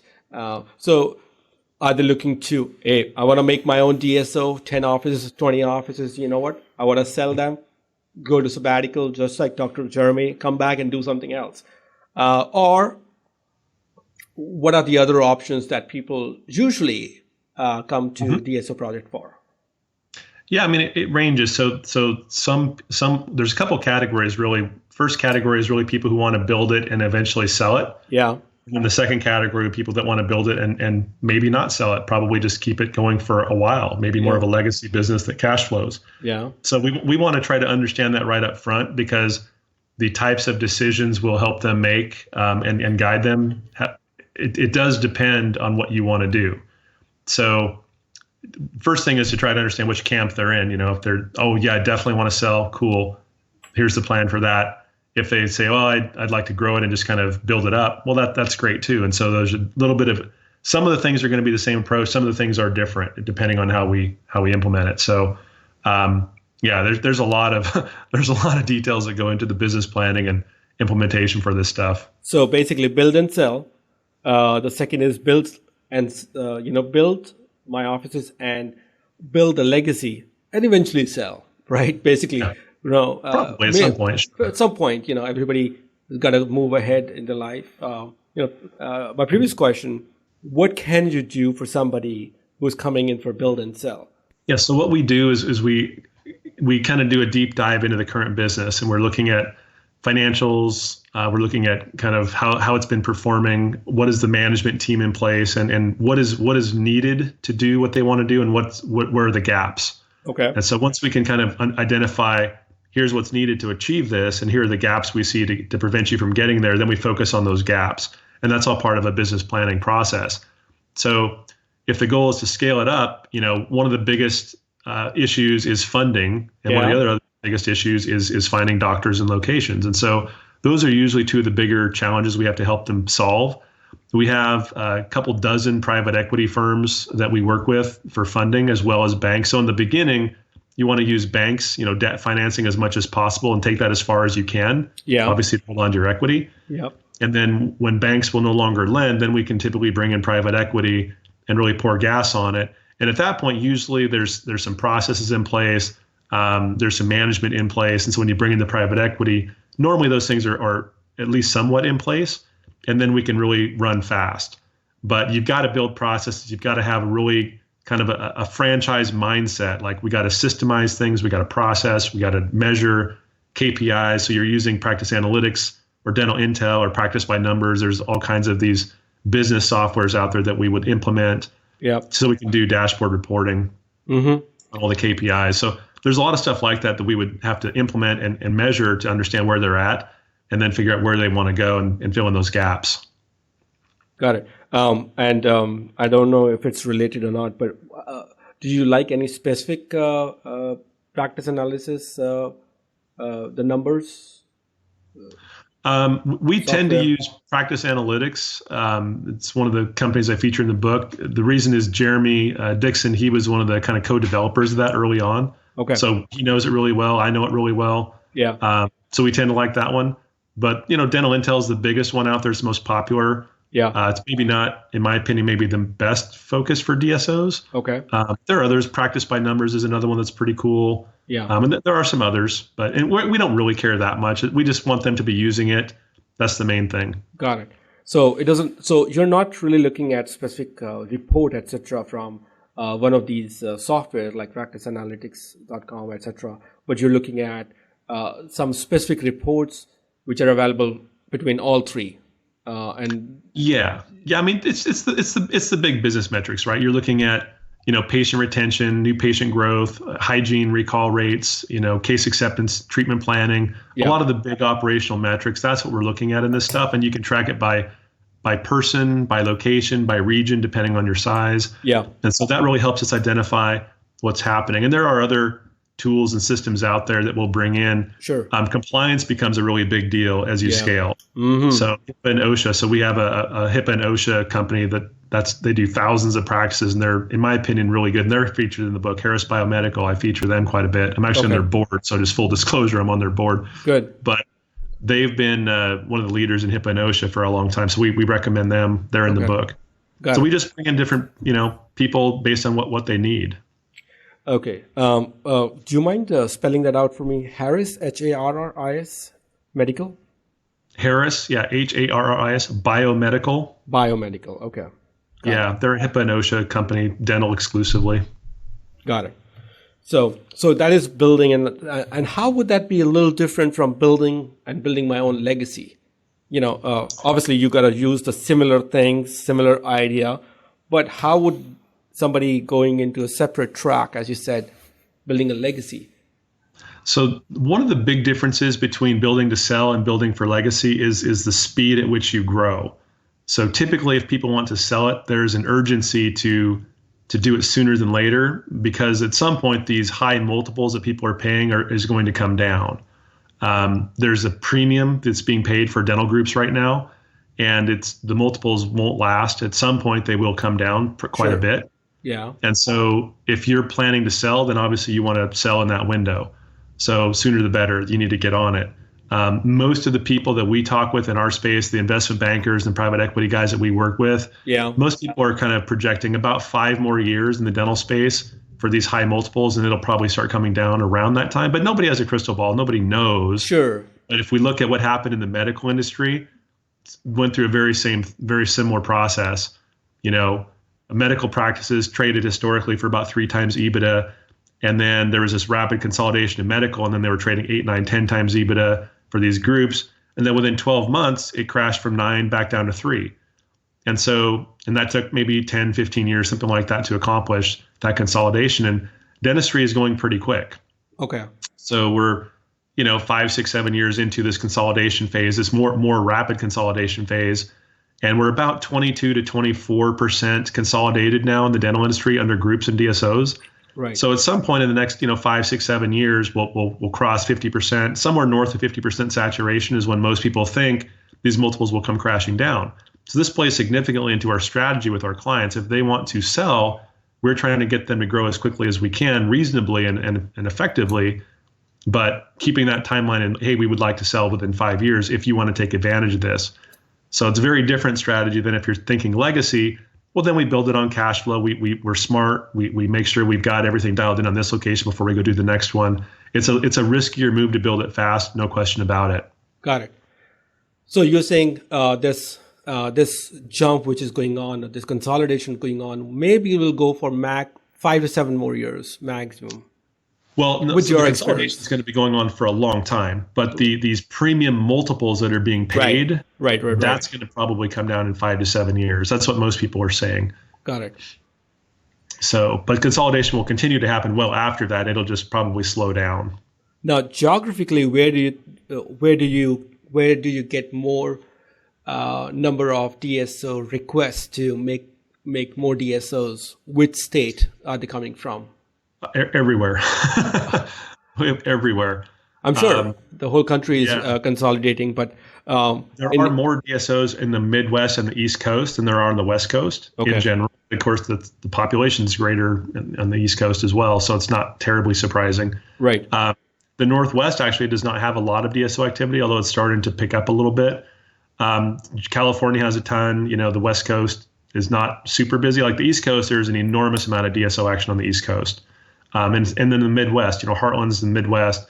A lot of these big guys, like Pacific Dental Services, is based out of California, but a lot of the big guys are based in other parts of the country. So Arizona, and it's everywhere. It is all 50 states pretty much. I mean, there's a couple states that are pretty DSO antagonistic when it comes to laws. North Carolina being one. There's a couple others that are not the greatest for DSO friendliness, but that's changing. Because in the past, DSOs was a dirty word. It was a 4-letter word to a lot of doctors, and because in the past DSOs would try to tell doctors what to do clinically, which is against the law. You can't do that. And so there's a lot of shenanigans that were happening in the past. And nowadays, DSOs don't operate that way. There's very few DSOs that would even think about doing that anymore. It's really a much better business model now. And I think that's why it's growing so fast. Is they've worked out the kinks. They've got it to where it's good for the doctors. It's good for the patients. I think we should all be in Midwest, at least, right, for the DSO to be more successful. Right. Anywhere.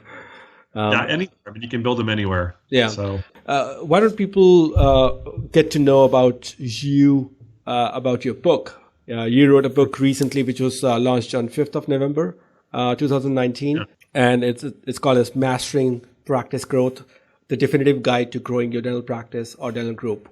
Now, in 30 seconds, who is this book for? How can they take advantage of the book? So the book was written specifically for dentists and potentially their staff, so maybe an office manager or a marketing manager. It's really focused on things that they need to do tactically to grow their practice.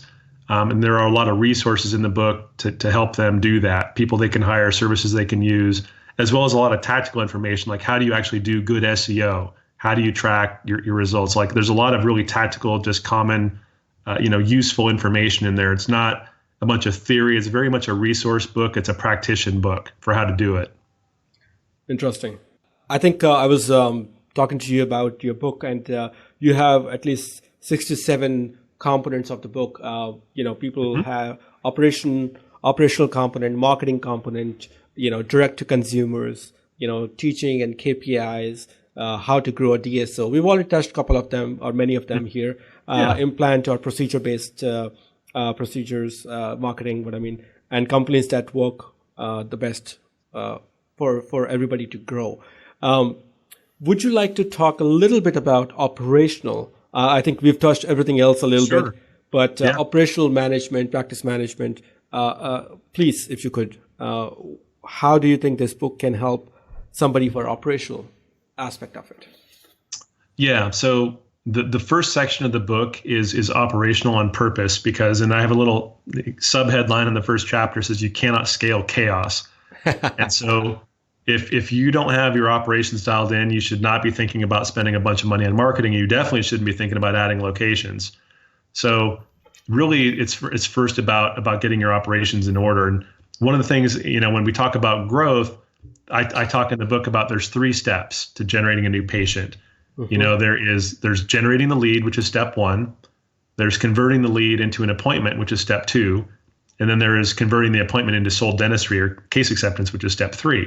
Yeah. And so marketing really speaks to step 1. Steps 2 and 3 really are about operations. Yeah. And so this is why it's important to have, really solid processes in place for, and most practices do a morning huddle, review your plan for the day, fill the schedule. Like a lot of the stuff isn't rocket science, but it's an amazing how much variation I see across the country. I've probably been in, certainly hundreds of practices, maybe even 1,000 practices in my career. Right. Just been in a lot of practices. And so I see a huge variation in terms of how they operate and what they do. So, all these little things matter. So when you walk into the waiting room, is it poorly lit and dirty? Is it clean and bright and vibrant? Okay. How are you greeted? Do they greet you by name? Or do they ask you, what's your name? What time's your appointment? So, you must be Ian. It's so great to see you. It's little things like that. How do you present the treatment? Is it educational? Is it really with honestly their best interest at heart, or are you trying to sell them dentistry? You know, there's a million things in there. And honestly, the one of the biggest kind of secret sauces to growth, whether it's one practice or multiple, is culture. And so a lot of the first section of the book focuses on culture and getting that culture right. So it's being clear on your mission, vision, and values, having your team bought into that, and having the team share in the successes. So you define, here's what success looks like for us, and here's what it's going to mean when we get there, or as we achieve milestones along the way. So being generous, you know, sharing with your team, but giving them that feedback, because people need to know and they want to know if they're doing a good job. I mean, so what is, you know, every single person in the practice should have 3 to 5 key performance indicators that are their metrics and their goals. So your assistant, your front office person, your hygienist, your doctors, associates, whoever, everybody should have 3 to 5 KPIs that make sense, that are all geared towards what success in the practice looks like. So if it's, you know, patient retention, if it's revenue growth, if it's, you know, holes in the schedule, I mean, there's a lot of things you can look at to determine, is somebody doing a good job or not? I tend to look at, you know, you can do patient satisfaction surveys, which I think can be pretty telling. And obviously retention's a big thing, because marketing is great, but if they don't come back, you're spinning your wheels and going nowhere. So that's why, again, I say you got to get that culture right. You got to get your staff bought in, and invest in staff training is a huge piece of that. You know, a lot of times doctors don't, in my opinion, invest enough in staff and training the hygienist, training the person answering the phone. My gosh, that's one of the most important jobs, and it's typically one of the lowest paid people in the office, but that's the gatekeeper for your practice. I mean, if they do a great job, you could have a full schedule. If they do a lousy job, you could be really hurting for money. And so doctors, I think, a lot of times look at that person answering the phone as, oh, they're kind of on the lower end of the totem pole. And maybe they are pay-wise, but man, they need to be treated very importantly and trained, because that's one of those kind of make or break positions in a practice.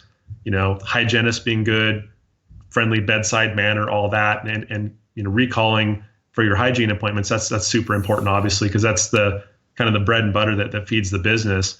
There's just a lot of those kind of operational metrics that are really important. But if I had to boil it down to one thing, I would say the thing that's most important is culture. Okay, got it. So you also touched about staff training. How, I think I have this question asked to pretty much everybody, and I'm going to ask you too, because I don't get bored with this question. How do you train staff? I mean, there is only so much time the dentist has to go ahead and keep training it. That's one. So once you train, the other problem comes in: how do you retain the same staff? Right. So that's another problem I believe every new dentist or new office or new DSO faces very, very regularly. What are your thoughts on that for the staff training and retaining? So I think when it comes to training, you know, it's important to bring in people who understand. And there's all kinds of trainers. I mean, there's tons and tons of consultants in this industry, hygiene consultants, you know, clinical consultants, practice management consultants, and there's lots of good ones out there. But I think if you can find somebody who's good, reputable, ask around for referrals. I have plenty of references I can provide people if they want my opinion. But yeah. Once you provide that training, then I think it's important to, again, define those 3 to 5 key performance metrics. Like, these are how we're going to kind of quote unquote measure your job performance. Okay. And then you got to review that with them on a regular basis, and they've got to have access to that information, which is nice about like a practice analytics or these types of softwares. Everybody can get a login. Everybody can view their metrics. If you're doing a morning huddle, you know, you can do that maybe every Monday or every Friday or whatever, once a week, maybe even once a day. You review kind of people's KPIs, depending on what it is.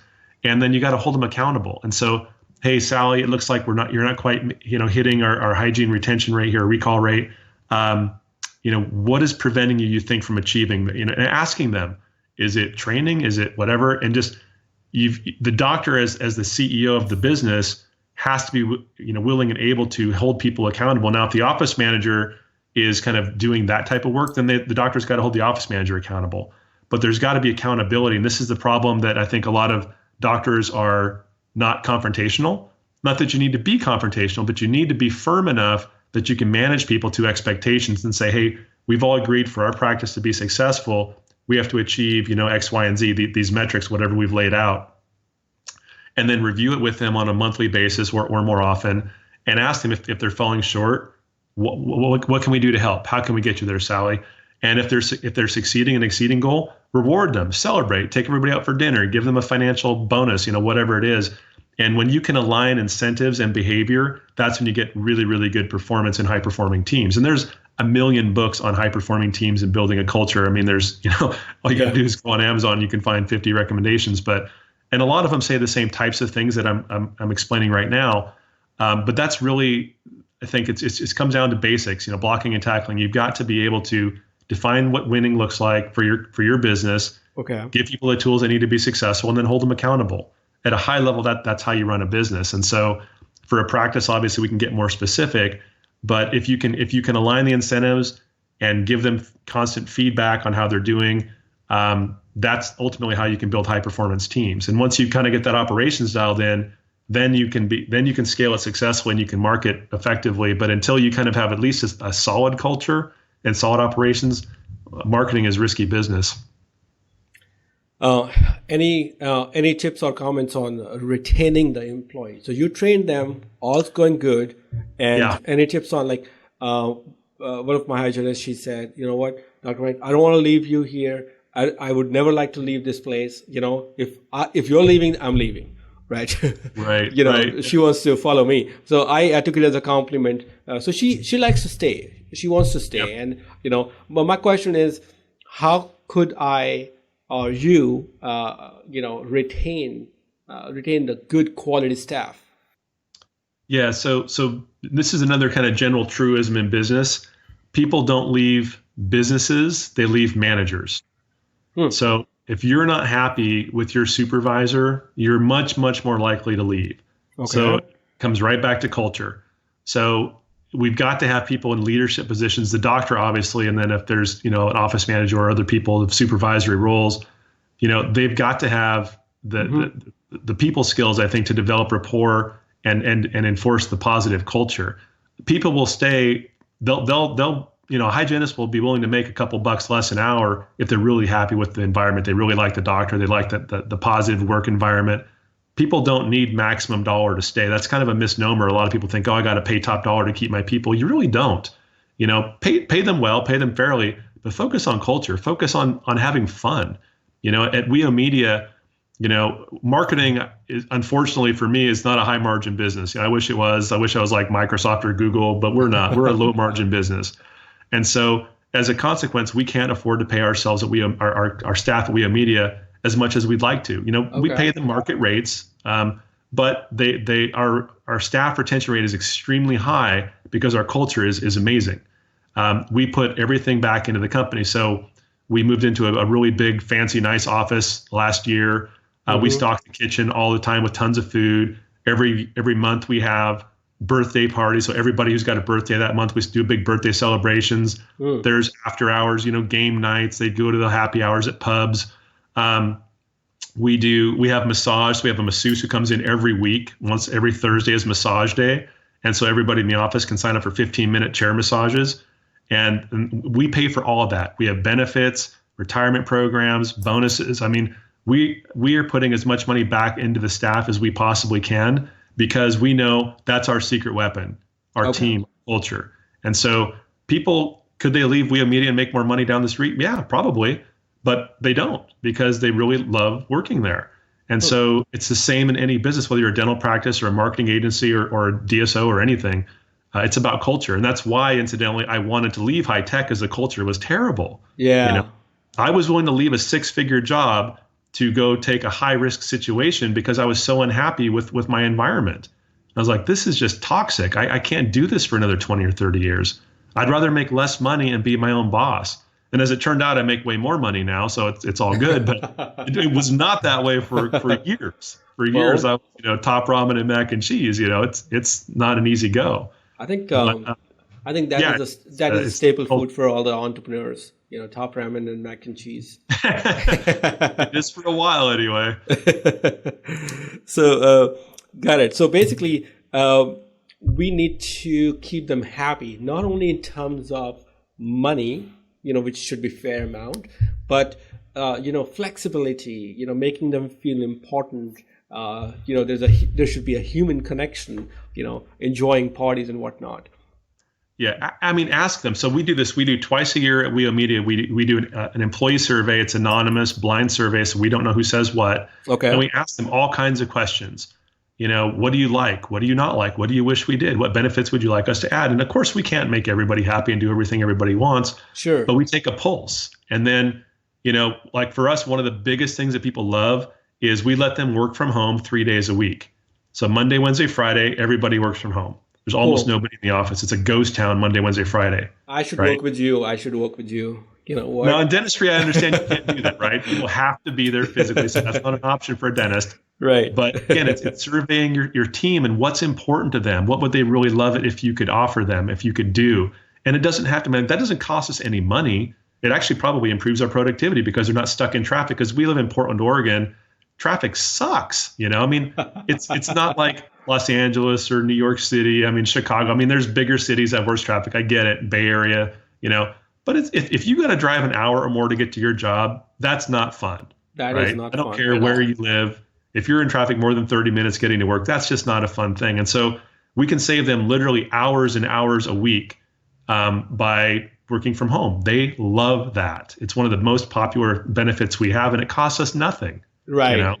It's as long as they get the work done, what's we have the expected of management them. processes in place to allow for a remote workforce. And they do come in Tuesdays and Thursdays for meetings and stuff like that, but Right. you love it. And so that's how you can build a strong culture operation. That's how you can retain your people, find out what they want, and try to give as much as you can afford to give.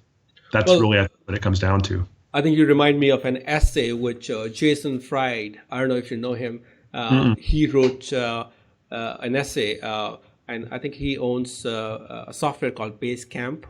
Basecamp. Yeah, we use Basecamp. Yeah, we used to. Yeah, it's I was good. going to say. So I think he's the one who started Basecamp. So Jason Fried, if I remember his name and correctly, but he said he started with just giving more liberties to his staff, his employees, and I said we'll see where it goes. We'll see how it goes, right? And then nobody took advantage of it. They were all to the mark. They're working out, doing the work in the the way it should be done. And I was impressed. I was impressed. And this is an old essay I'm talking about. Maybe I'll search it and put it on for everybody to read about it.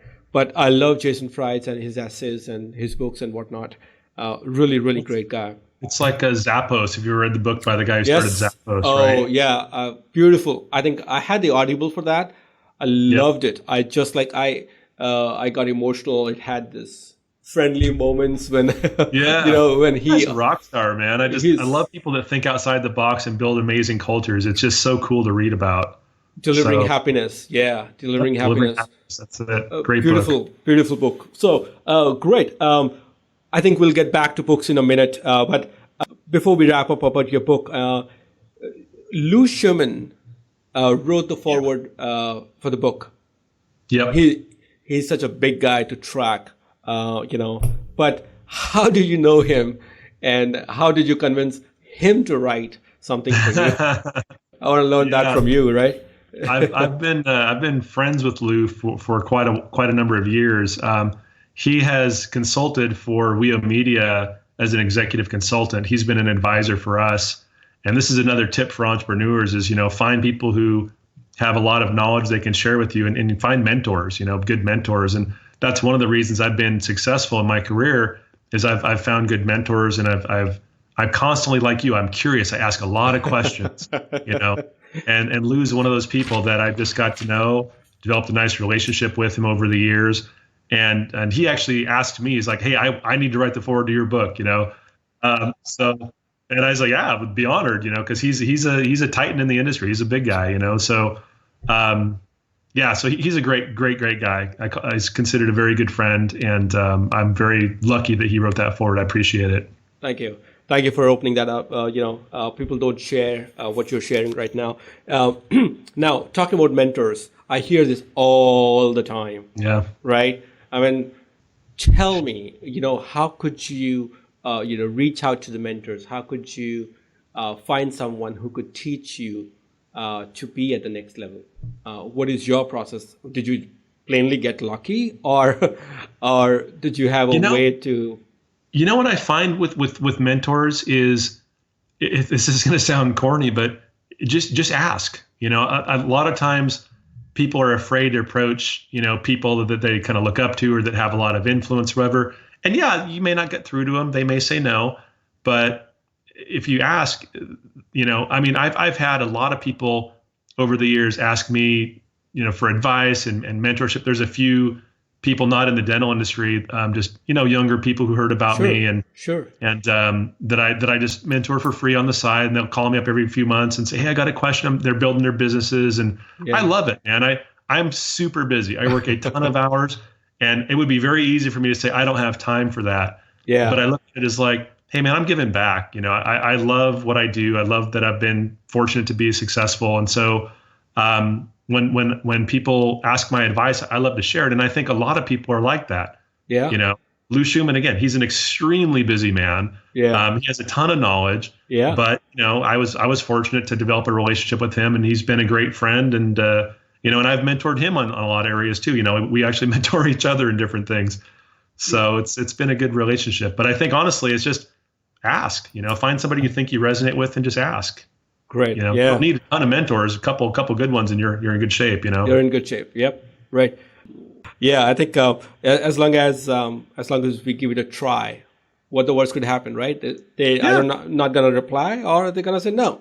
Either way, right. I think you got that answer. It's like asking out your significant other. I mean, my wife and I, people always ask, how did you meet? The true story is, I had seen her in the gym for years and thought, wow, that's a really attractive woman. Yeah. And I think one day I just got the gumption to, I'm going to go ask her. I just cold turkey, just went up and started talking to her and found some things we had in common and asked her out for coffee. And, now we're married and have kids and all that. But if I didn't take a shot, I wouldn't have my wife and my kids, or may have a different outcome. But sure, you just have to ask. You have to be willing to take a risk. And she could have easily shot me down.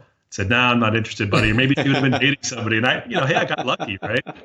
But you just got to ask sometimes, and just, you never know where things will go. Well, that's another reason we all should go to the gym now. For me, I can't say that a matchmaker, but it worked for me. It worked for you. All right. Any other advice for people who are looking for a mentorship, and what questions should they ask themselves? What kind of mentor I should be looking for? See, I could be looking at right now, me being a dentist, I could be looking at a mentor in clinical dentistry, who could teach me a little more complicated implants, for example. Yeah. Or I could go into the business aspect. I can talk to you, for example, or Lou or Jeremy Dixon. I can go in 10 different directions, but yeah, I think it's important to, if you're approaching somebody to be a mentor, is keep your ask small. Hey, can I just have 15 minutes of your time every once in a while? And what's going to happen is they'll give you 45 minutes. They'll give you an hour and a half, right? So keep your ask small, because if you're asking somebody who's really busy, they don't have hours to chat on the phone, and they just can't answer the phone anytime you call. But keep your hey, can I just get 15 minutes of your time every once in a while, just ask you some questions, and they'll generally say yes. At least that's been my experience. To keep your ask small and just kind of enter it with the humility. Don't kiss their butt and butter them up or anything. Just say, hey, I really respect what you've done. I'm impressed by your career. Whatever you want to say that's true. And say, I would love to be able to just pick your brain and learn from you every once in a while. Could I just maybe have 15 minutes of your time? And just keep it really small ask. And I think you're more likely to get, we could talk sometime, right? Okay. And if you hit it off and there's a rapport, they're likely to talk to you more often and longer. So, yeah, that'd be my 2 cents anyway. No. That's the reason we are talking to you, because you've been successful in your own ways. So many people are just following you, reaching out to you to be a mentor. There is a reason, so every cent count, by the way. 2 more questions regarding your book. What is the topic that you're most proud of in the book among all the 6 or 7 topics? which you've done? Oh, that's an interesting question. I don't know. I mean, each section kind of stands alone as I think a useful chunk of information. Sure.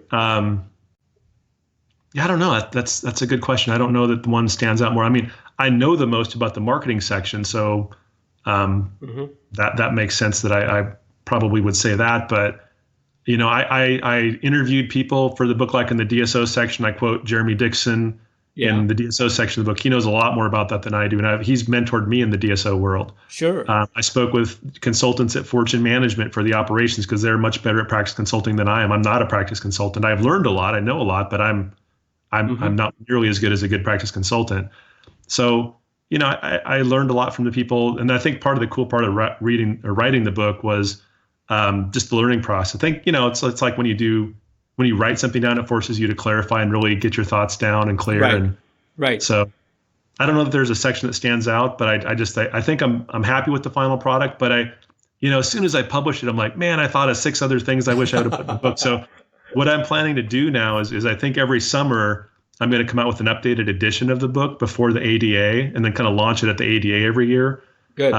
Because I've already got a list of 7 things I want to add to the book, and it's only been out for a month. So I believe you. Yeah.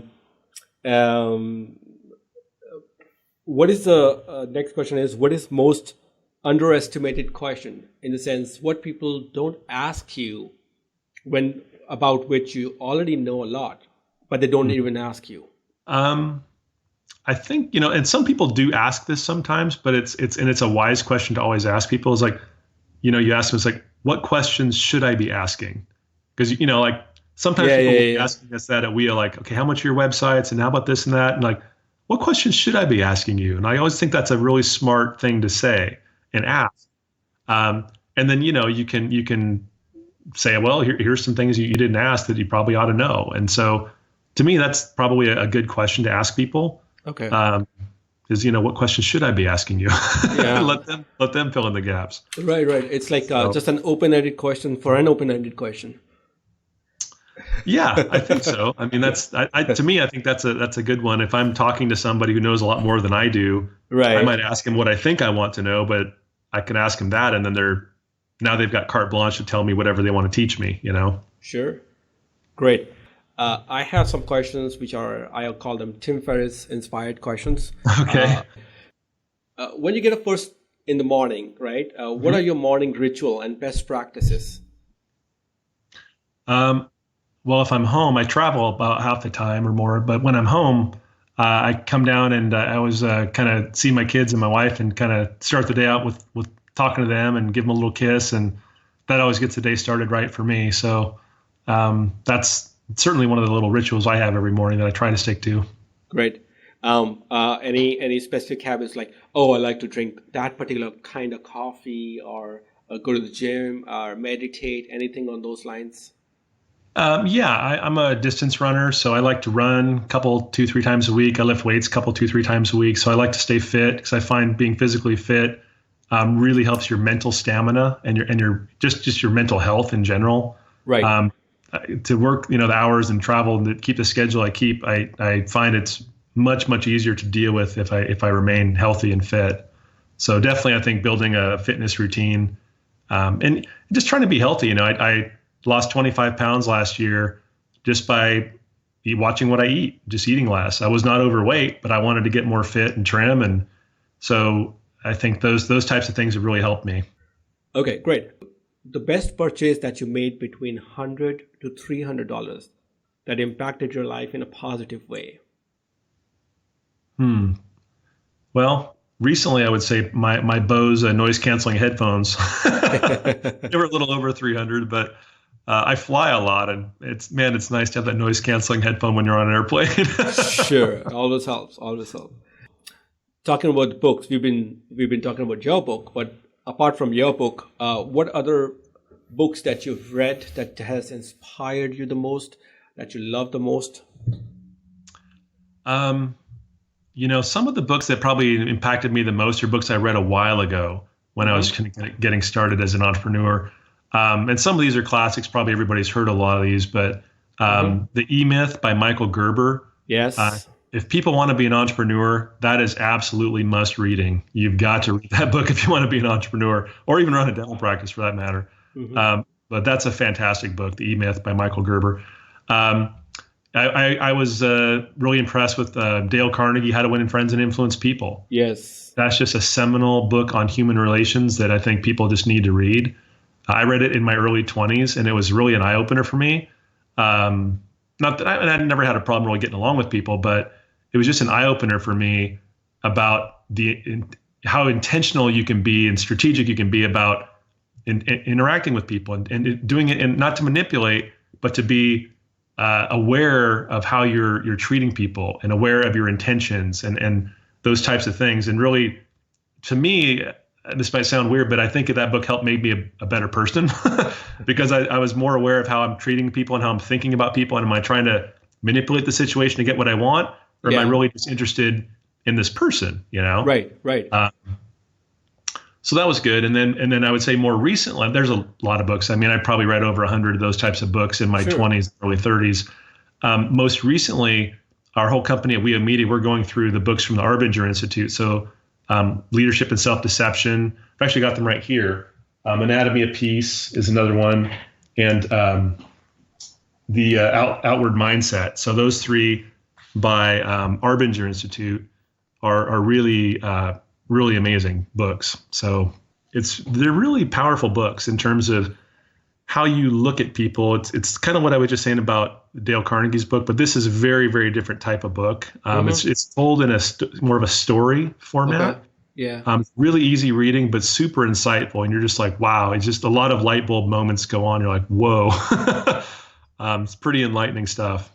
How do you come into the book? Because I try to tell my staff, you know what, why don't you go and read this book? It might open your mind to blah, blah, blah, whatever the book was about. Because, I try to talk to my staff and figure out what's going on, if I can help them in some ways, if I could. And then once in a while, I've referred them books, and even offered them my own Audible account. Go and use it. You don't even have to buy it. But they don't do it. Now, how are you able to implement among 50 employees at WEO Media, to read these 3 books or whatever? Yeah, no, what's been interesting is, so we I don't know, 2 years ago, maybe it was last year, I think, we had a leadership consultant come in and kind of do a full day seminar workshop for everybody. And I thought it was pretty good.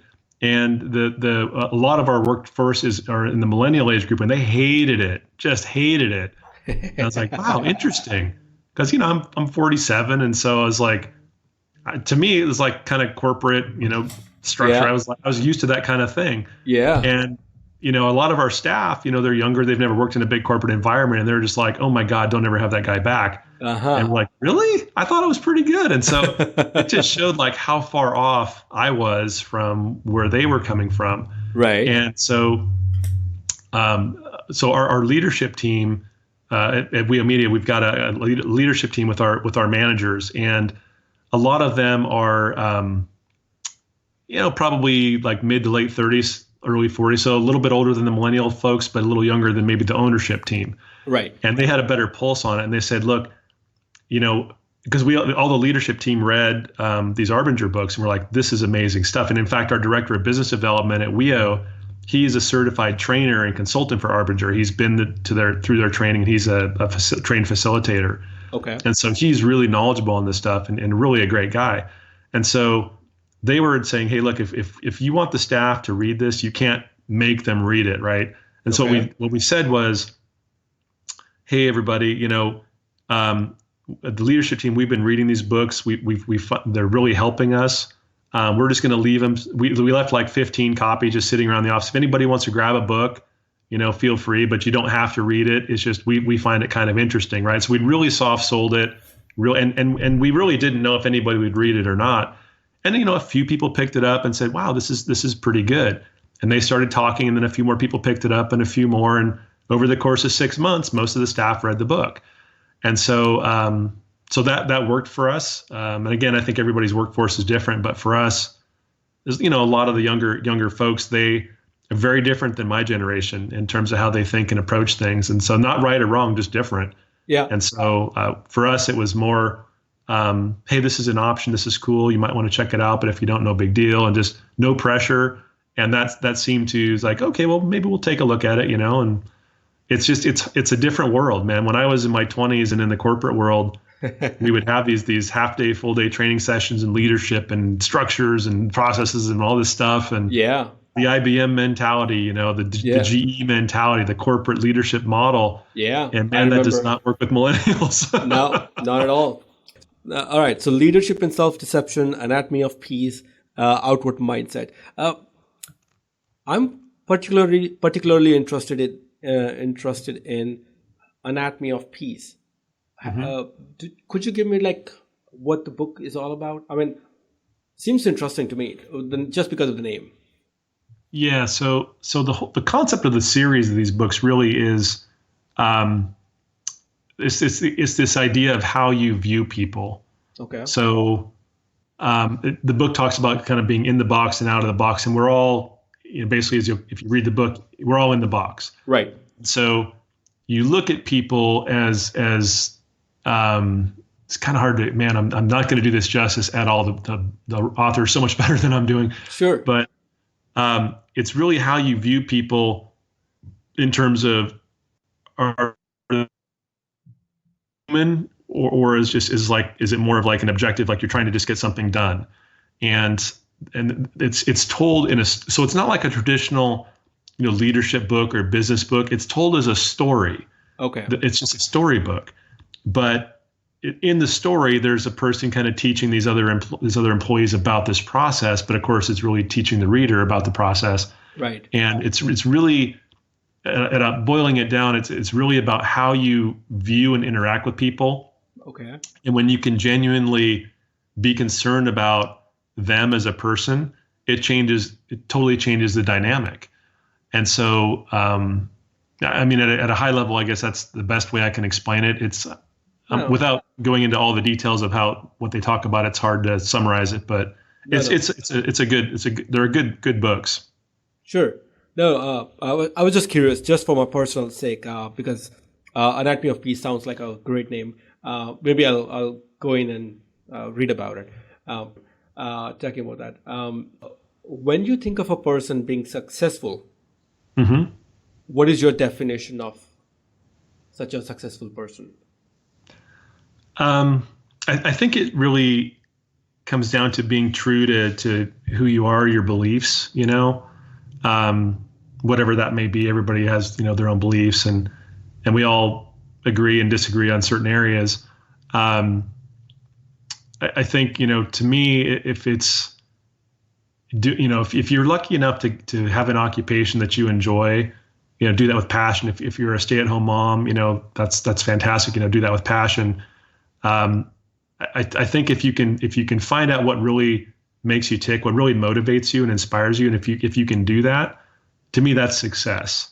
If you're a nursing home, nurse, and that's, you love taking care of elderly people, sure, and good at that, that's success for you, right?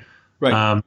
You're a pastor at a church, leading your congregation, that's success for you. I mean, everybody's different, kind of what their calling is and what they're passionate about. I mean, I'm in terms of my faith, I'm a Christian, and so for me, success is living my life in a way that would be consistent with what I believe.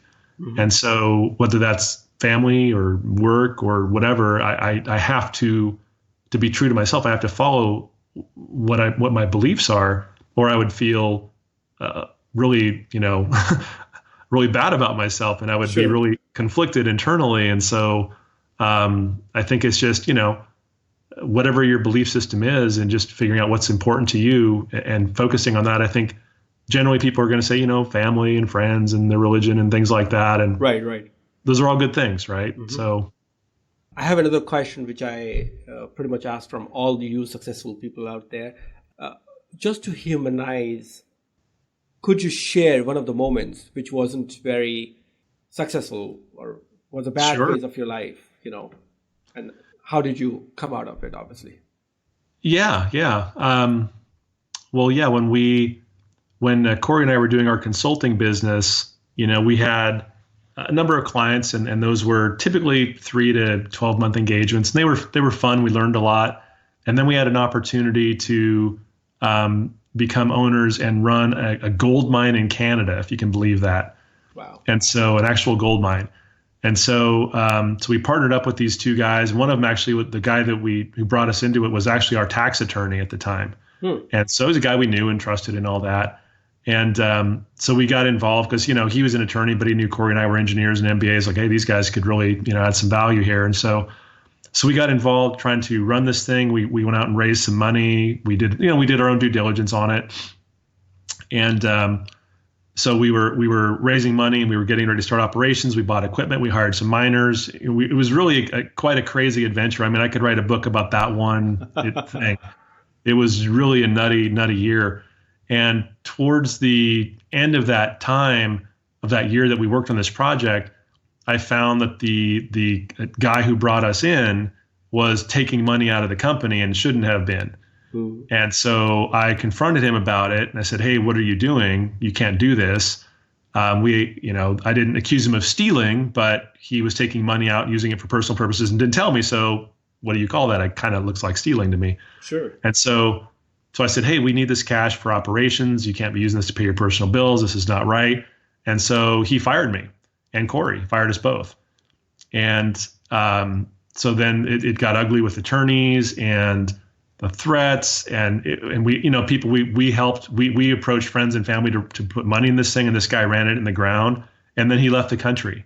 Ooh. And so it was, I think, by far the most grueling, frustrating, negative business environment or business situation I've ever been a part of. Total failure. Muddied our reputations at the time with people. They didn't fault us because, hey, you didn't know the guy was a crook, right? And it's like, no, he was our tax attorney. We thought he was a good guy. Okay. But turns out he was kind of a crook. So, our reputation didn't take that bad of a hit, but it felt like, we felt really horrible. We lost some of our own money. Some of our friends and family lost their money. And it was not a great start to an entrepreneurial career. This is only 3 years into my entrepreneurship. Yeah. And so we're sitting there broke, failed business, attorney fees. It was a nightmare. But how we came out of that was, you just, I think one of the secrets of success is you just can't ever give up. You just refuse to give up. And so we just said, well, okay, let's go get some more clients. Let's pivot. And so we went and got more clients. And then eventually, we met Mark and started WEO. But that was like 2007 or so when that whole mining thing happened. Okay. And it was, Corey, if you bring this up to Corey, he'll probably, get Tourette's and like kind of do shakes. And, it was a very traumatic thing for both of us to go through. And we both really hated the experience, to be honest with you, but it made us very much stronger business people, but it was a horribly difficult time in our lives. Got it. Thank you for sharing that. I'm sure this kind of deal nobody shares. I mean, it was a bad phase, but thanks a lot for sharing. Yeah, no, my pleasure. Maybe I'll talk to Corey in private about it. Yeah, it's, oh boy, it was quite an experience. Right. What is one of the hardest decisions you had to make over the past year? Over the past year. Or 2 or 3. Yeah, I think it's actually more firing a client here and there. You get over 800 clients. You're going to have a few that are just ridiculous, just to be honest with you. And they'll abuse your staff, they'll cuss at your staff. And as soon as that happens, like, hey, you're done. We don't tolerate that at all. You cannot treat our people like, okay, how much money you're paying us? You cannot talk to me or my staff like that. Sure. And Corey are the same way. Like we all stick up for our people. And if you want to have a good culture and you don't have their back, you don't have a good culture. So we've had to fire a couple clients here and there that just, hey, it's not a good fit. Let's just part ways. Good luck, and don't put our staff through that kind of stuff. So those are not fun decisions. They're not they're not hard decisions, but they're not fun decisions. Like if somebody's treating our staff that way, we know what we're going to do. Right. But it's still not a fun conversation. Personally, the divorce was obviously pretty rough, but that was so long ago. It's a distant memory, thankfully. But yeah. that was probably 16 years ago. But it's all over. It's gone. Do you have any advice for younger Ian McNickel? Lots. All right, I'm writing. Yeah. I think a lot of the things I did, I'm glad I did, but there are definitely some things that I think in general, probably one of the biggest pieces of advice is stay focused. As an entrepreneur, I have a knack for spotting opportunities and identifying things in the market that I could go and build something around and offer or serve. Yeah. And so that's definitely, I think, one of my kind of gifts is that ability to spot things and build a business around it. But it's also a curse because you can get a little bit of ADD and squirrel, what's that over there, that shiny thing over there. And so I think especially early on when it wasn't clear, how successful WEO was going to be, and we were all trying to figure out what do we do, this or that.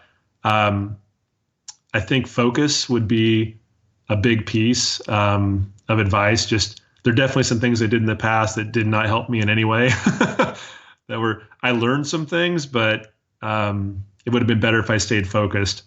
So that, and the other big thing is persevere and don't give up. And I've done that. I've been very stubborn and not given up on things, but I think for just young Ian or just young anybody, I think sure. Be focused on what you're doing. Don't get too scattered in your what you're trying to do. Just you can't do 4 things well. You got to do one thing really well, and then just don't give up. Keep going. Now, how did you stay focused? There is more to it in this question. So I like this project, which I'm doing, project number 1. I believe it's awesome. And you said we all have the ADD. Oh, I think I like this project too. Now, how would you choose between 1, 2, 3, and X number of projects? What is where you should put your energy in? You see, for me, just because the grass is always greener on the other side, I might be looking at the 10th project, which might be maybe is not as good at all in reality. But how did you stay focused on the project?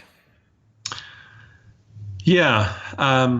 So when it comes to, I think, figuring out what you want to put your time into, I mean, looking back now, sure. One of the pieces of advice I give younger entrepreneurs is, or any entrepreneur really who's wanting to grow something, is I'll tell them, for me, there's 3 ingredients you need to have in order to build a business.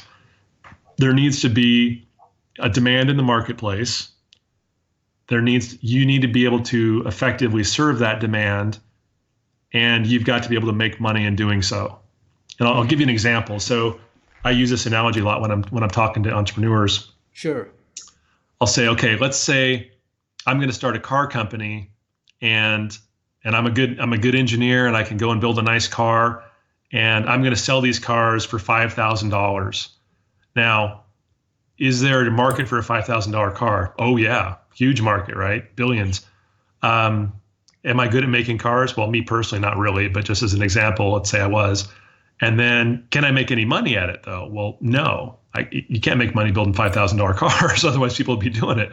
Sure. So you just can't do that, right? And so one of the people I advised one time, she was trying to start this kind of a continuing education company, and she was, good at what she did, and there was a bit of a market there. And I said, well, what's your revenue model? How are you going to make money? She said, well, people would only pay this much money for attending an event. I said, well, how else can you make money? So we kind of worked through some permutations, and she kind of came to the conclusion that I'm never going to make any money at this.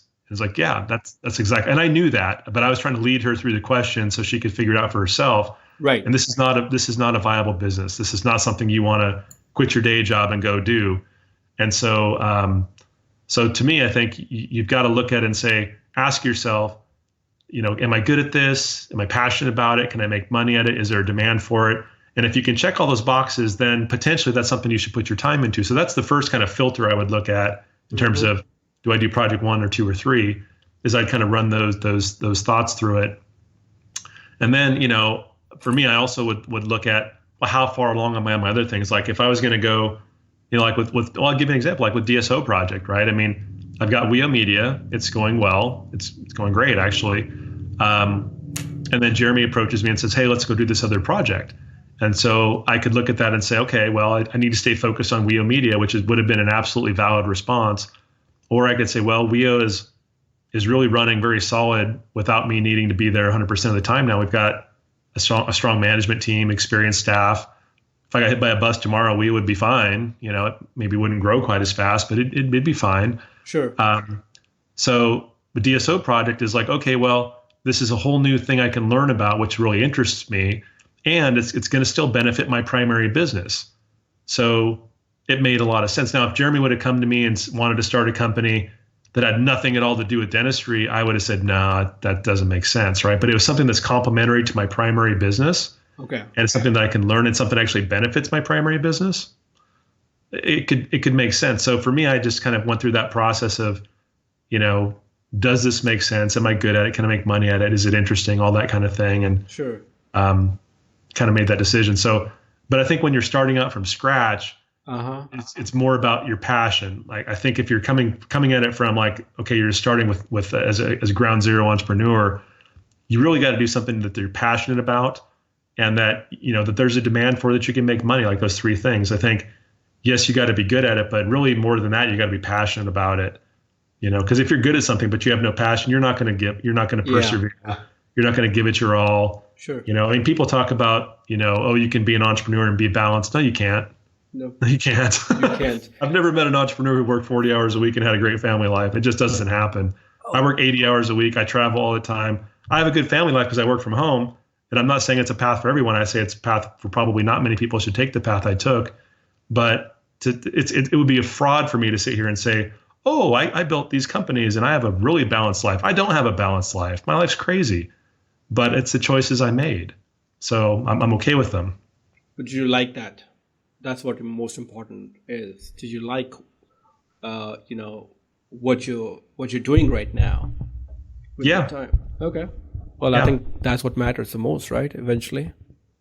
Yeah, no, I'm enjoying very much what I'm doing in my career, and I because I work from home a lot of times, I can spend a lot of time with my wife and kids, and so I mean my situation, I travel a lot, but it's honestly no different than if I was an airline pilot or a flight attendant. Yeah, they're gone half the time, I'm gone half the time. The difference is when I'm home, I'm still working, and they're not working when they're home, so it's not perfect analogy, but okay, you know what I mean? It's a path that I chose, and it's been good. Got it. Thank you for sharing. And I think one of the last questions is, if you have a giant billboard such that you could display a great message or a quote for everyone to follow. Of course, it's not about your company, WEO Media and DSO project. What would you like to tell people, or the dental world? Preferably generic dental people. I think if it was going to be one thing, it's about culture. So I would just say focus on your people. Okay. Whether you're a dentist or you're building a dental business, focus on your people. You train them, treat them right, build a good culture, give them what they want as much as you can, and the rest of it takes care of it themselves to a large degree. Mm-hmm. That would probably be, if I had a little billboard, that'd probably be at least one of my top things I would probably offer people. Focus on your people. Great. Thank you. Now, before we wrap up, do you have any advice, any comments, anything for the audience out there? Well, assuming the audience here is going to be mostly people in the dental industry. I think just my parting advice would be, if you're looking to scale the practice, grow the practice, focus on your culture, your operations, get those things dialed in. And then, like I said, if you want to read the book, there's a lot of great advice in there. There's just a lot of information around how to do it right, what sources and tools to use, and don't be afraid to invest in resources. I mean, sometimes I talk to dentists and they're not willing to invest in their business like a business person would. And so, investing in staff training, investing in technology, don't be afraid to spend money on those things and try it. And everything's not going to work out, but man, there's some great software. There's some great things out there that can really help people in their practice these days. So, I guess those would be some of my parting thoughts. Thank you. Thank you for all your time. It was fun. I enjoyed it. So thanks for giving me the opportunity to join your podcast.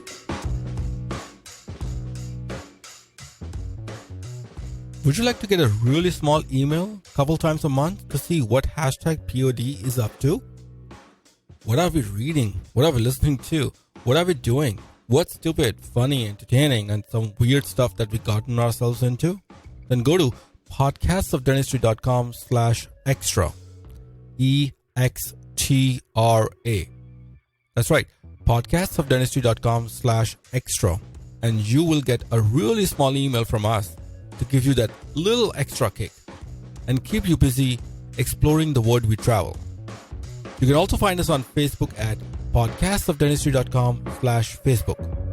Thank you for listening. #POD. And I'll see you inside.